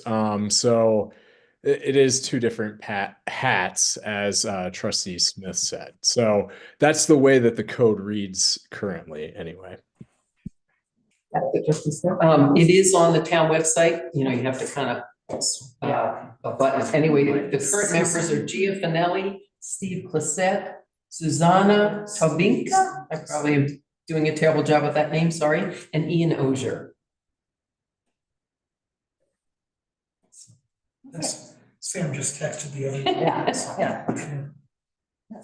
One thing that's really just important that we know that we don't try to make it a point when there isn't an issue before the board. Yeah. You know, it'd be really nice to make that appointment before something becomes a hot button. Then it gets really political about who you're appointing. So it'd be really nice if a citizen would just step forward and be willing to serve on this. Because it isn't time consuming unless an issue comes up. Probably 5-6 hours, I guess, of research to come into the meeting is where I'd estimate. It's a reasonable piece of public service. You have to be in the town limits though. Correct. One more question. So a person can't serve on both, or they can? No, it is one board. No, I mean the planning commission and. The only person who can is Steve Bissett, because a person from the planning commission has to serve on the zoning board of adjustment. Okay. Thanks. Okay, anything else? No All right. motion to be made. No, so then we're gonna move on to consideration of approval of signing the IGA with Delta County Clerk and Recorder for the municipal election. I'll do my level best to explain this. My understanding is Sam doesn't want to do the election.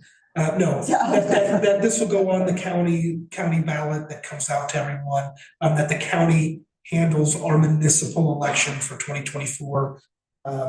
And that's what this IGA is doing. They're the professionals, they make sure that election law is followed, and they ensure the integrity of a ballot. So that's why this is before you. And pretty much being a statutory town, this is the way statutory towns do it.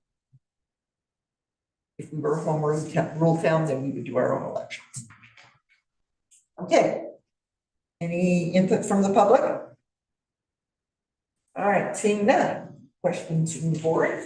Comments from the board? Yes, Trustee McGinnis. Looking at the election cost breakdown, was this, I can't remember, was this budgeted for in our budget that we just passed? Yeah. Just making sure. Anything else from the board? All right, seeing none, would someone like to make a motion? I'd like to make a motion to approve the IGA with the town, or with the Delta County Clerk and Recorder in the town of Paonia for the election. Second that. All in favor? Aye. Opposed? All right, that motion passes. Next up is the IGA with the City of Delta for building inspection services. So I can't take credit for this. This was something that started in 2022. I picked it up and ran with it.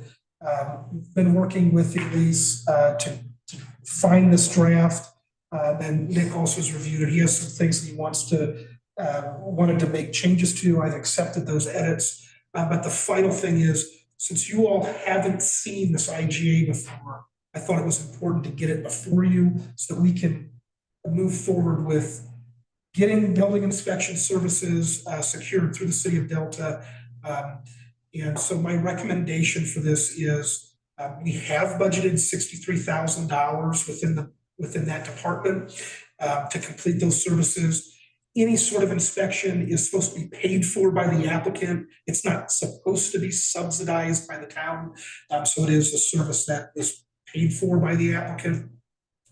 As this IGA stands right now, we would pay a flat monthly fee for those services, regardless of how many applications that we have come in. That was the most important part I wanted to get before you today to see if you were agreeable to that. Otherwise, my recommendation would be to decide how you would want us to work that out with the city of Delta, pass it tonight, and then with those edits so that I can make them and get this under contract. Their fee is roughly $2,000 and some change a month, and that goes in line with what we currently spend for building inspection services. It's actually less than what we currently spend. Comments from the public? Right, seeing that, comments from the board. Yes, Trustee Richards. Did you have your hand up? Oh, no. Yeah, I was just looking, hold on one second. I will have a question, let me just find it. Okay, fair enough. There it is. So in this IGA, it provides for an average of 10 hours of building services to the town per week over a course of 2 days. Historically, will that be enough?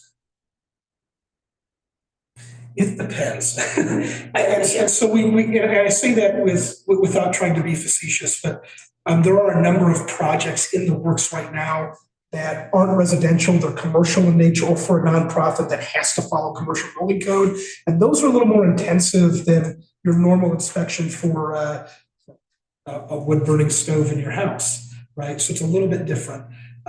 So I say that by saying maybe the first couple of months, there may be additional hours needed. But with this current iteration of this agreement, it looks like after 1 year, either one of us can look at it and go, hey, we need to adjust rates. We need to find a new way to pay for things.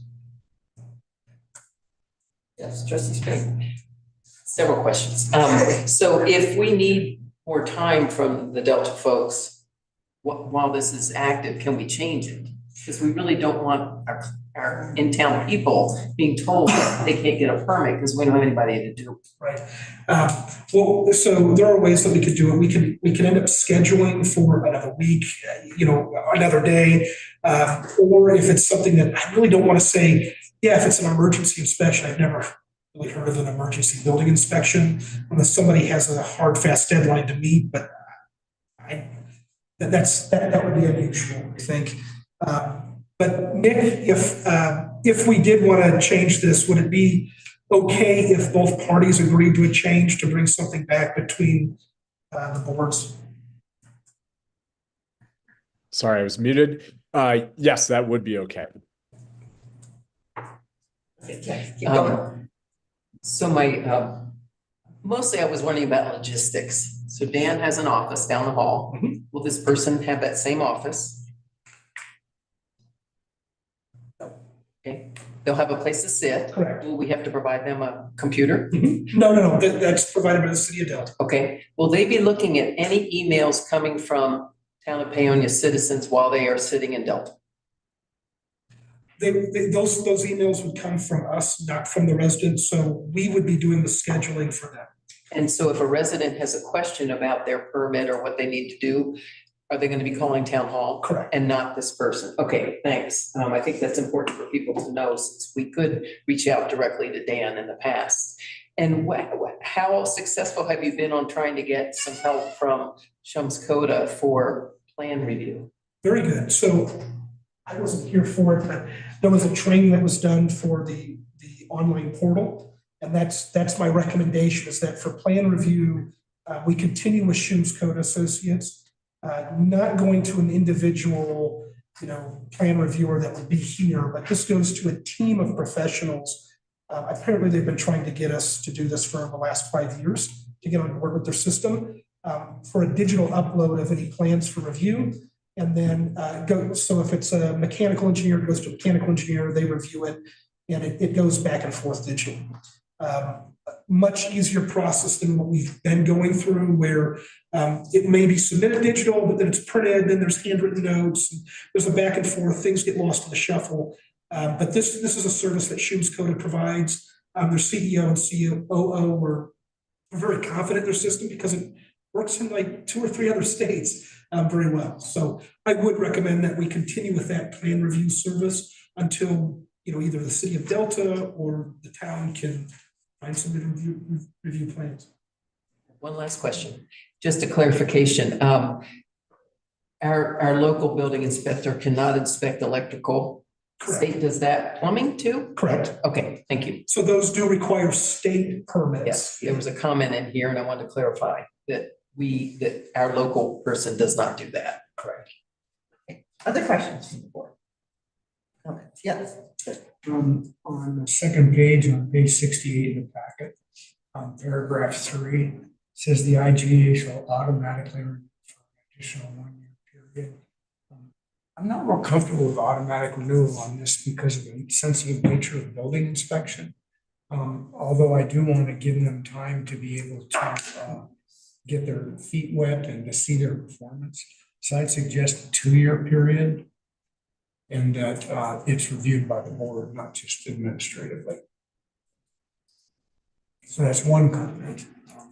Another one is paragraph 6 on the same page, talks about amendments to the IGA. I want to make sure that if there's changes that are going to be over 5,000 or inconsistent with our purchasing policy, that's written into that, so that if there's large changes in the amount, it comes back to the board for approval for that. And I think the last one, this is just I'm assuming this is happening, but it doesn't say it. Is that building inspector covered by their workers' comp, not ours?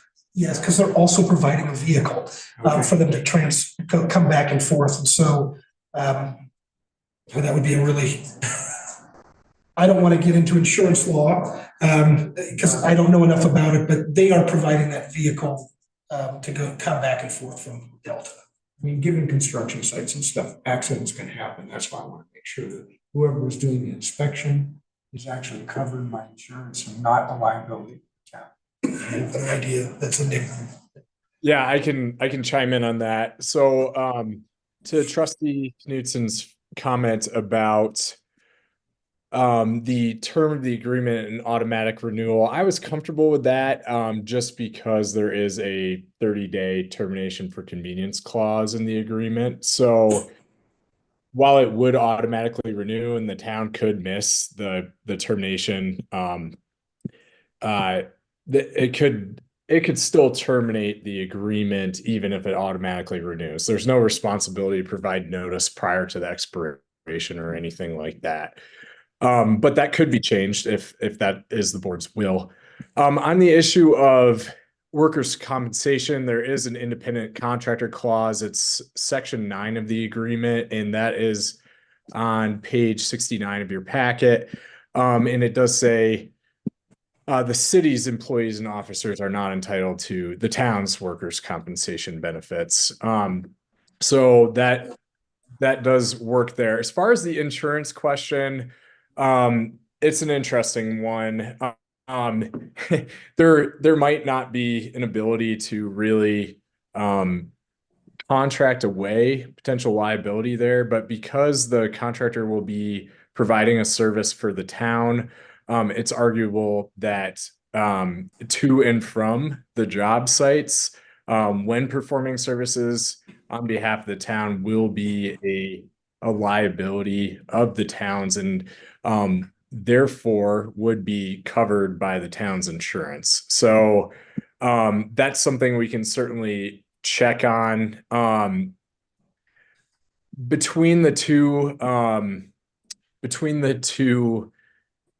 I can say this with very high level of certainty, between the two entities, respective public entity insurance policies, an accident to from a job site or work performed on behalf of the town or to town hall, will be covered.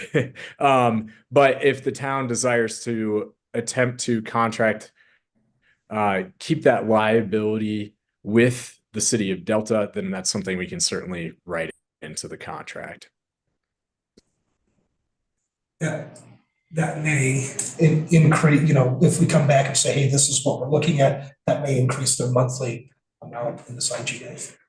Yes. Then we just want to make sure that in our CERSA application, that building inspection service is covered. We can check. I'm pretty sure it's already covered under our general liability. My question was just that is that a change in liability from contracting with Shums Coda versus using this? I wouldn't expect it. Okay, anything else from the board? Yes. I was gonna ask a follow-up question to trustee Knudsen's, wanting to know amendments, if it was more than $5,000. There's really no, I'm trying to think what the 5,000 would be. Right, but since the town isn't really paying this, the people getting, I'm just wondering so you're thinking if we're gonna start paying over, right now it would be, how many thousands of dollars? It's like $2,000. Yeah, a month. So you're saying if we up the agreement and we're gonna be spending more than $5,000 in a year for more hours, you'd like us to know? Is that what you intended by that? Okay. Basically, I'm trying to intend that if there is a major change, that comes back to the board. It isn't just dealt with administratively and all of a sudden all this money's out, because it's a budget item we should be looking at. So one of the things I also wanted to ask then, most of this is being paid by the people wanting them. Did the town pay for things with Shums Coda? So those phone calls that people called our building inspector were billed. And my understanding is we didn't recover those charges for years. So that should stop? Yeah, if anybody's gonna try to do any sort of scheduling or anything with the building inspector, it should come through the town. We should be the ones doing that scheduling, the building inspector, unless they're an actual town employee, that's a different story. But since these are contractual agreements, we should be scheduling and setting those appointments. That way we can control how much it costs. Right, thank you. Yeah.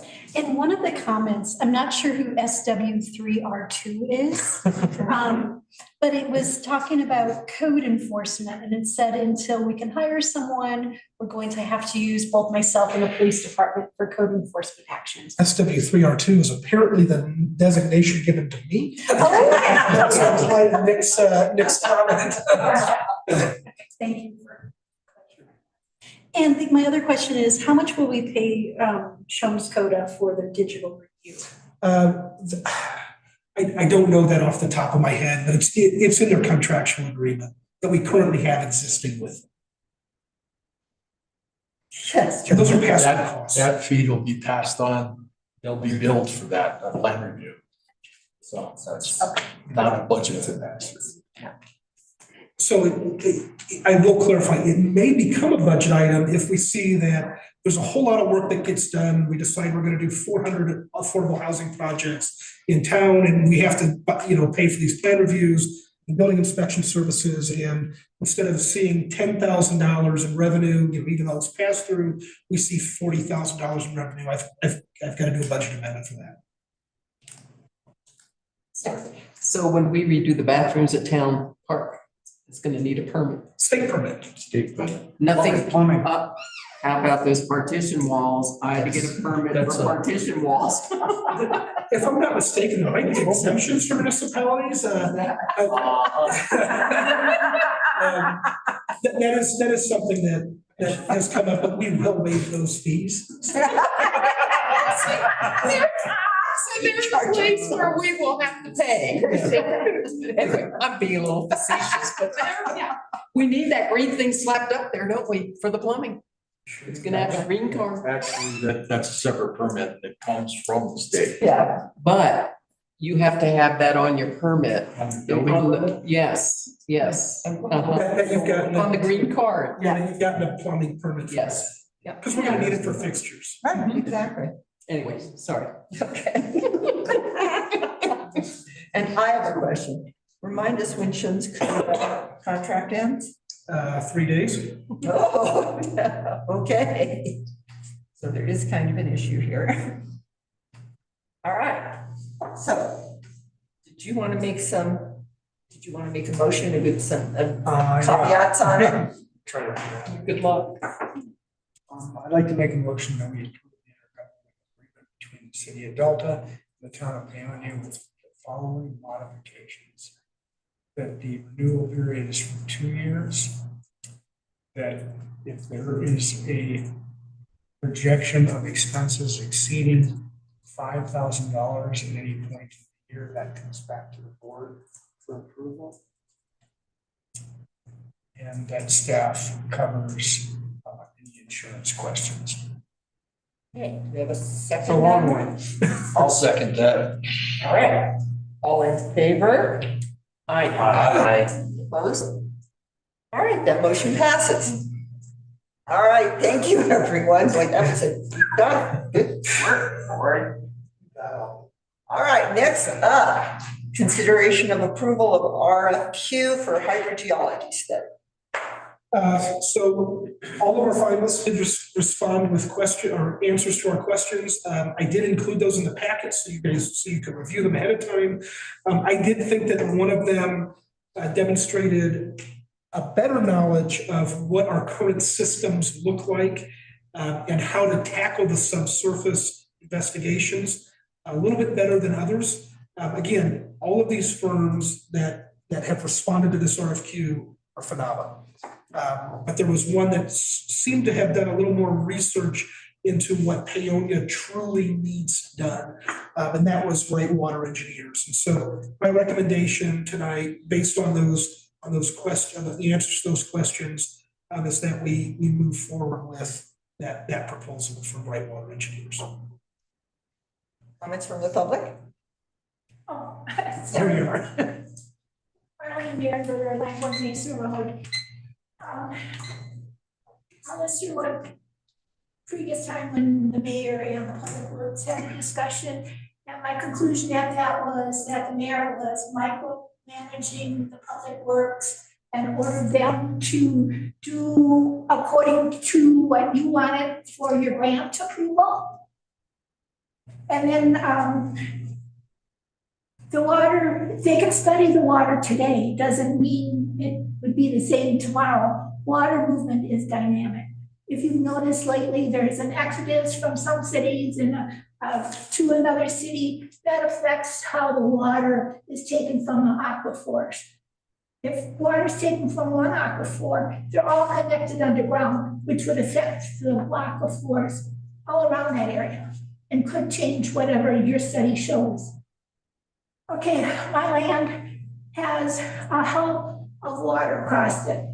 And there's the Turner Ditch, the Minnesota Ditch, and the public water. And at times, water's been errant on my property to the point where I could not harvest all of my property. 2 years, a person got stuck in the mud.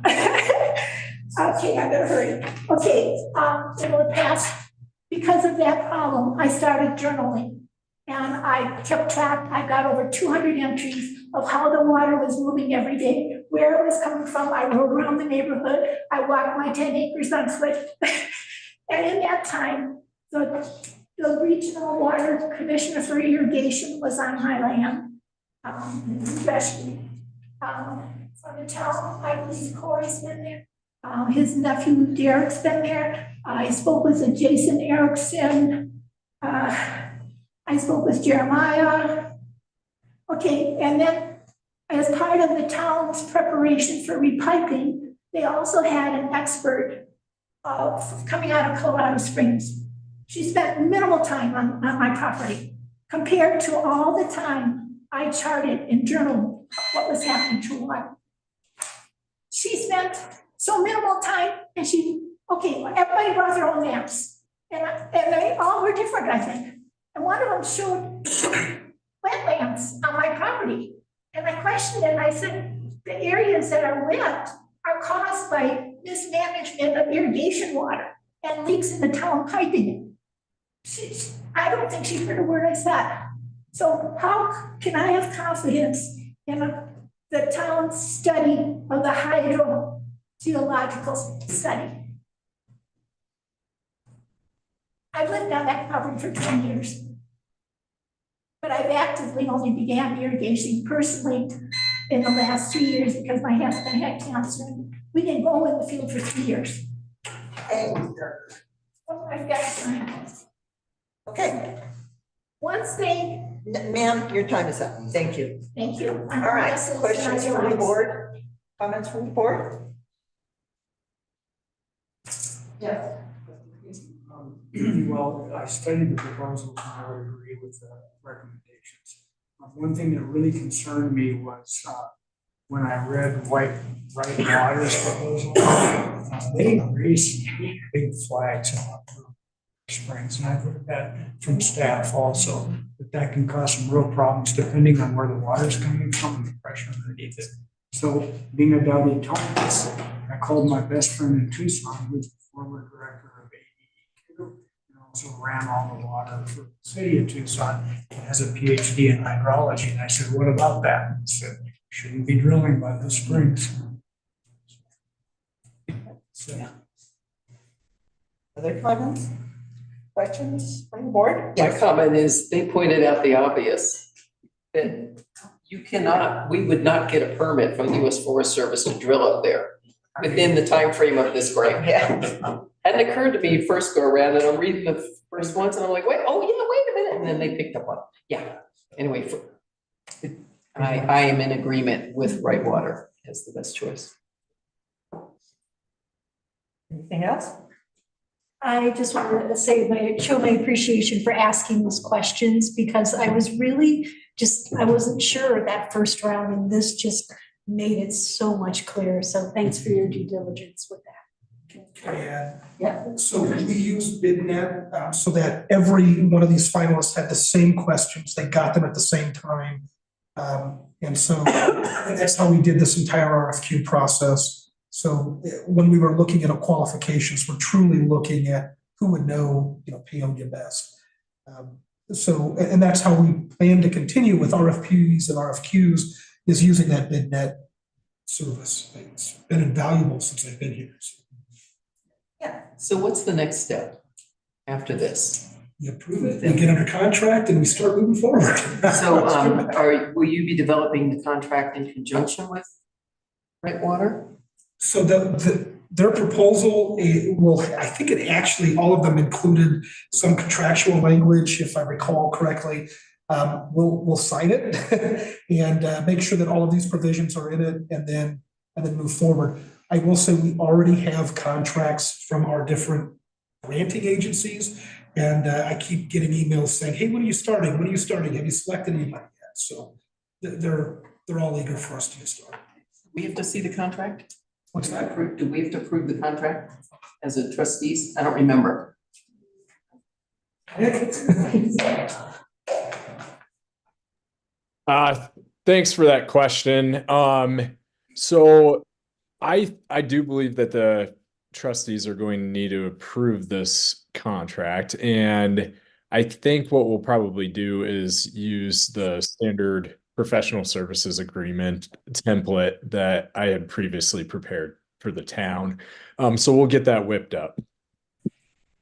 And it'll include an exhibit with what we're expecting. Great. And I know we're under the gun, so I am not against a special meeting to approve it if need be. Okay. Personally. All right, anything else from the board? Okay, seeing none, can we get a motion? I move to approve the proposal from Whitewater Engineers for the hydrogeological study. Second. All in favor? Aye. All right, that motion passes. Next up, consideration of approval for submission of a WaterSmart small-scale water efficiency project grant to the U.S. Bureau of Reclamation. Okay, well, This proposal has changed slightly since it was put in on Friday, the packet. When sat down with Stefan and Public Works guys to do up the budget for this, we found out that we do not have enough money to do buy any meters for the springs. So this will strictly be redoing the metering Lee's Park. And it is absolutely required that we move the pipe out of underneath the trailers in order to do those meters. So it's going to be 220, I have. 224 and some change, right? Yeah, 224, 939, something like that. And I should say that the big drive to get Lee's Park under digital radio read meters is me. That's 23 meters that will be out from underneath homes that will be updated. And if there's any lead service lines, they will be gone. So that's something else that is going to be a benefit, is if they're already sort of lead, galvanized, or copper pipes service lines, we're already going to be tackling our lead and copper rule issues. So, but this gets us that much closer to having all of our reads digital and radio. And the other nice thing is almost all of our match is going to come from in-kind. I mean, it's all already there. Just our guys working on this. Correct. Do we need to modify the motion to make it clear that it's not for buying meters? It's not in the motion. Okay. It's just that the grant has been rewritten to only be for these are. So, anything from the public? Okay, seeing none, anything from the board? Yes. I'm a little confused. So specifically, they will not cover the springs, meters on the springs? They will. It's just we ran out of money. That the project in Lee's Park, after we sat down and did the budget and added up all the expenses and what it's going to take to move that water main and then put in those meters, it took up the entire amount that is allowed in this grant. So does that mean there will be no meters in the springs? Okay, that's Oh, no, there will be no other issues. So this to be clear, that this Water Smart grant was kind of a bonus that we didn't know about before. And, when we were putting together a phase 1 water improvement plan, we're still going to be purchasing meters for all of our springs, the spring system, as part of both the hydrogeological study and our SRF loan. So that's still happening, but so it's not going away. Oh, no. So we were just going to get more meters through this grant, and we just can't purchase those more meters. But you can see that the cost is $225,000 for 23 meter replacements. If we didn't have that funding or this ability to get grant funding, that would be a significant burden on our water utility. Okay, anything else from the board? I'd like to make a motion. Sure. I move to approve submission of a small scale water efficiency project. Second? Second that. All in favor? Aye. Opposed? All right, that motion passes. All right, next up is consideration to approve resolution 01-2024, designation of public posting locations. We may need to amend this. Section 2. Yes, to amend section 2 and remove that from this ordinance or resolution. Yes. Okay. We have public opinion?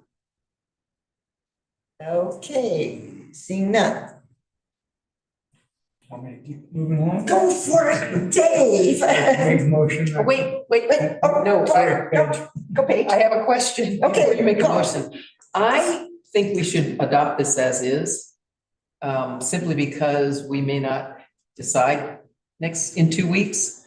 Wouldn't it be better to just adopt this as is, so we do have the official Delta County at this point, and then modify the resolution when we know that we want to switch? I'm a little concerned about already deciding to switch papers when we haven't even seen what their public notice looks like. Well, we're not making a decision. No, but to not have an official publication in the resolution, I feel like is a a bad thing. I think the resolution should make it clear where we would publish if we had to do one a week from now. Yes. Mayor, I agree, but Nick, Yeah. put his camera on, so I'm sure he's got Yeah. something. Thanks. Thank you. Yeah, I tend to agree with that as well. I think the town has already designated Delta County Independent, and it doesn't need to do it year to year. But I think for clarity and for public perception and understanding, it's probably best to pass it with the DCI in the resolution. And should the board desire to make changes later, it may do so by subsequent resolution. Okay, thank you, Nick. Mayor, if I can, I believe Sam also said that one of the the notice areas will be the town's website, so I think that's due to two resolutions that you've seen in the past. She added the town's website to this as well. Nick, do you know? if Yeah, that's true? yeah. So I can't remember what year. I believe it was 2021, but I may be mistaken. The General Assembly amended the Colorado Open Meetings Law to state that website posting is the preferred public posting site for purposes of agenda publication or posting, rather. I don't want to conflate publication and posting. So the full and timely notice requirement of the open meetings law can be fully satisfied by posting the notice on the town's official website. And towns and cities are encouraged to do so on their social media websites as well, because after all, the idea is to ensure that actual notice is received so that members of the public who are interested in the subject matter of the meeting can attend and participate. But the open meetings law amendment does not preclude physical posting sites either, so long as there is an official posting on the town's official website. So that's why that's included. So I have a question. Could we link it directly to the table that actually has the town meetings?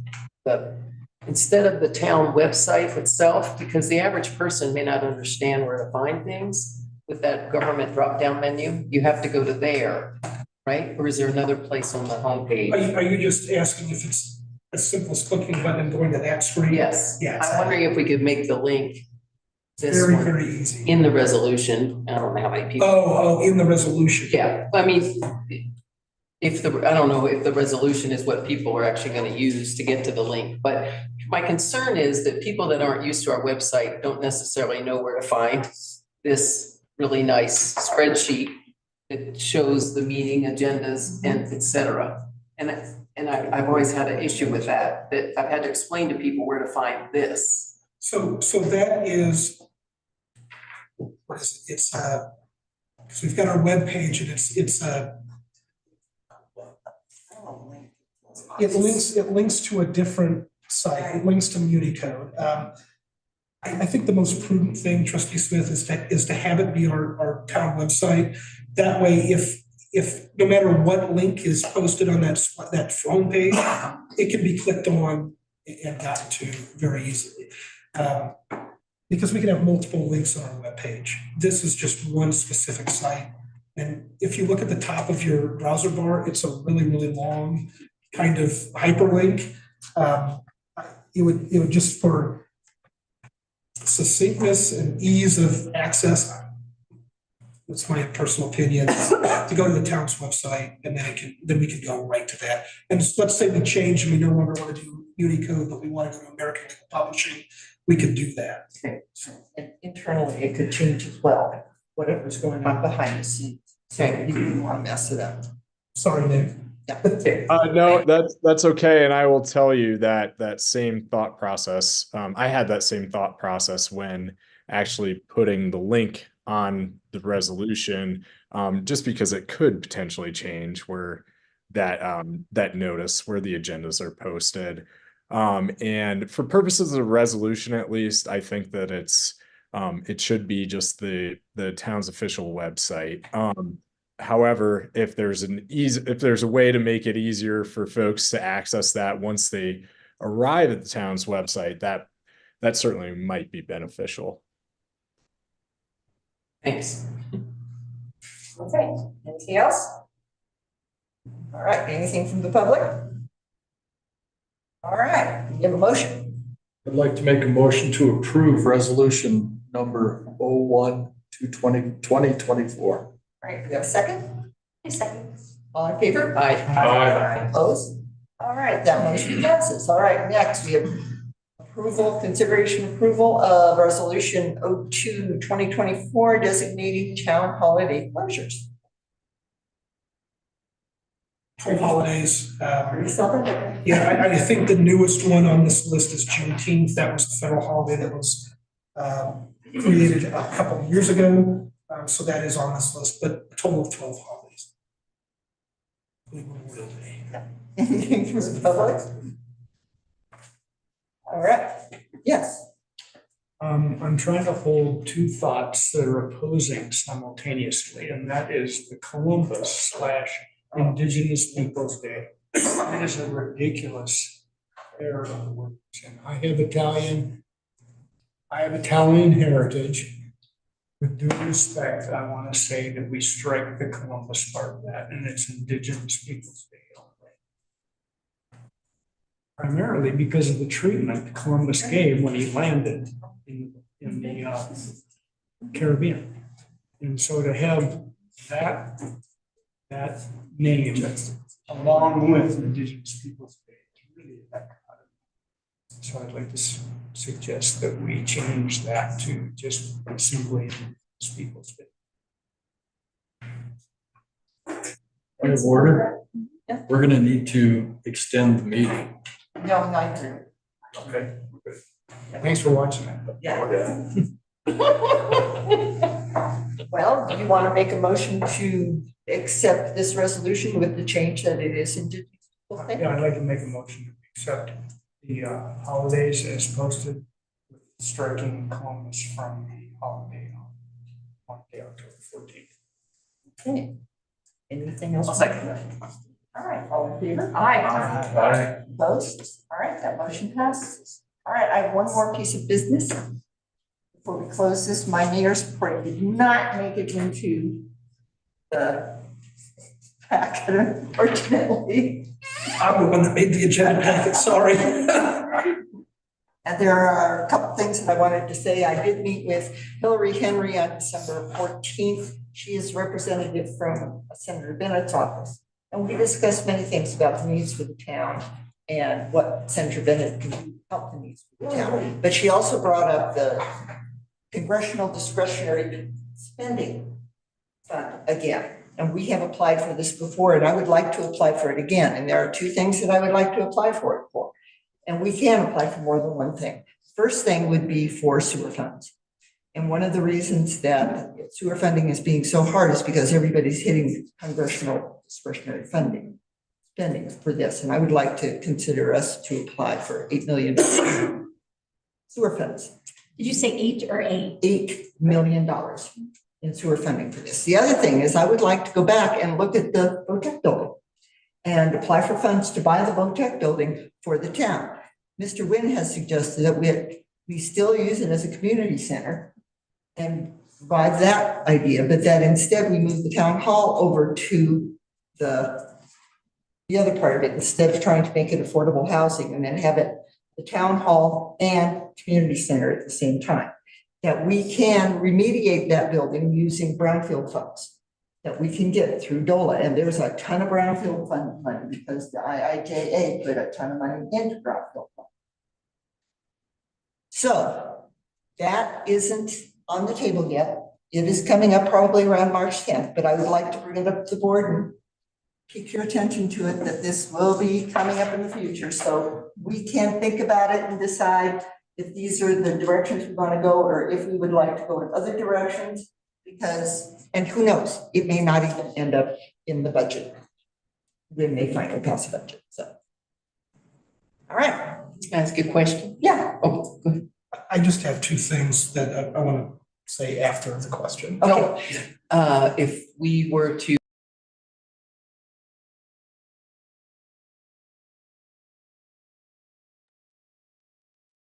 Town of Paonia went mute. so I'm unable to hear you.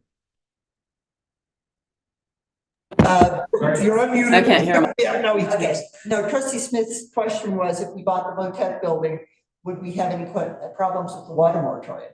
And I believe it already has water and taps.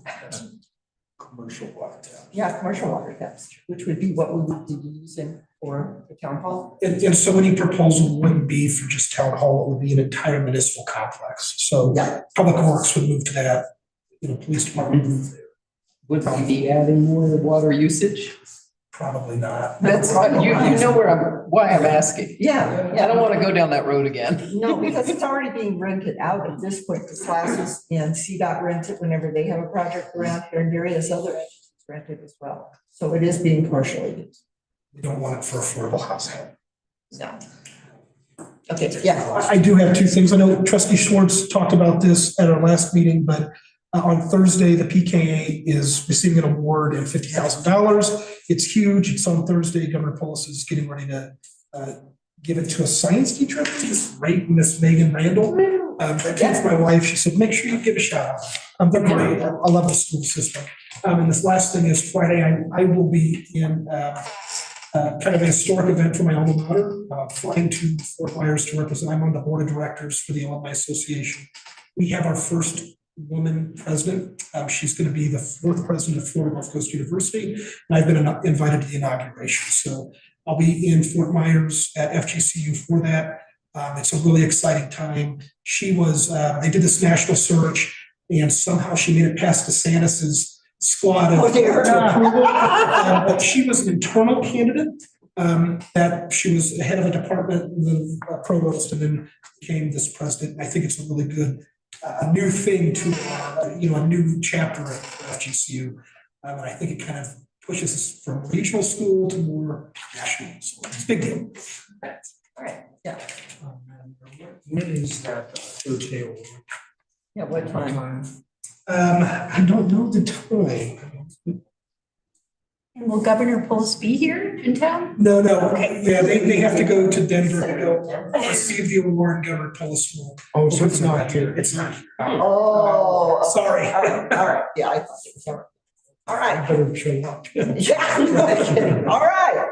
Well, that's the end of our agenda, so I'm going to adjourn this meeting. Thank you, everybody. We got through. Do we have a special agenda? I think we might. Yes, we do, but it's not official. Okay. So this is the unofficial special agenda item, and Yeah, sure, I'll give you one.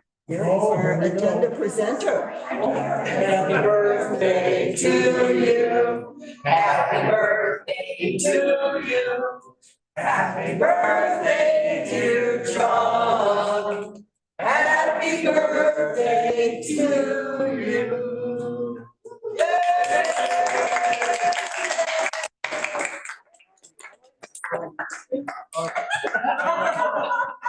I move that we cut this up and eat. I'll second. You can't vote. All in favor? If you want to blow those out, we'll cut it over here and every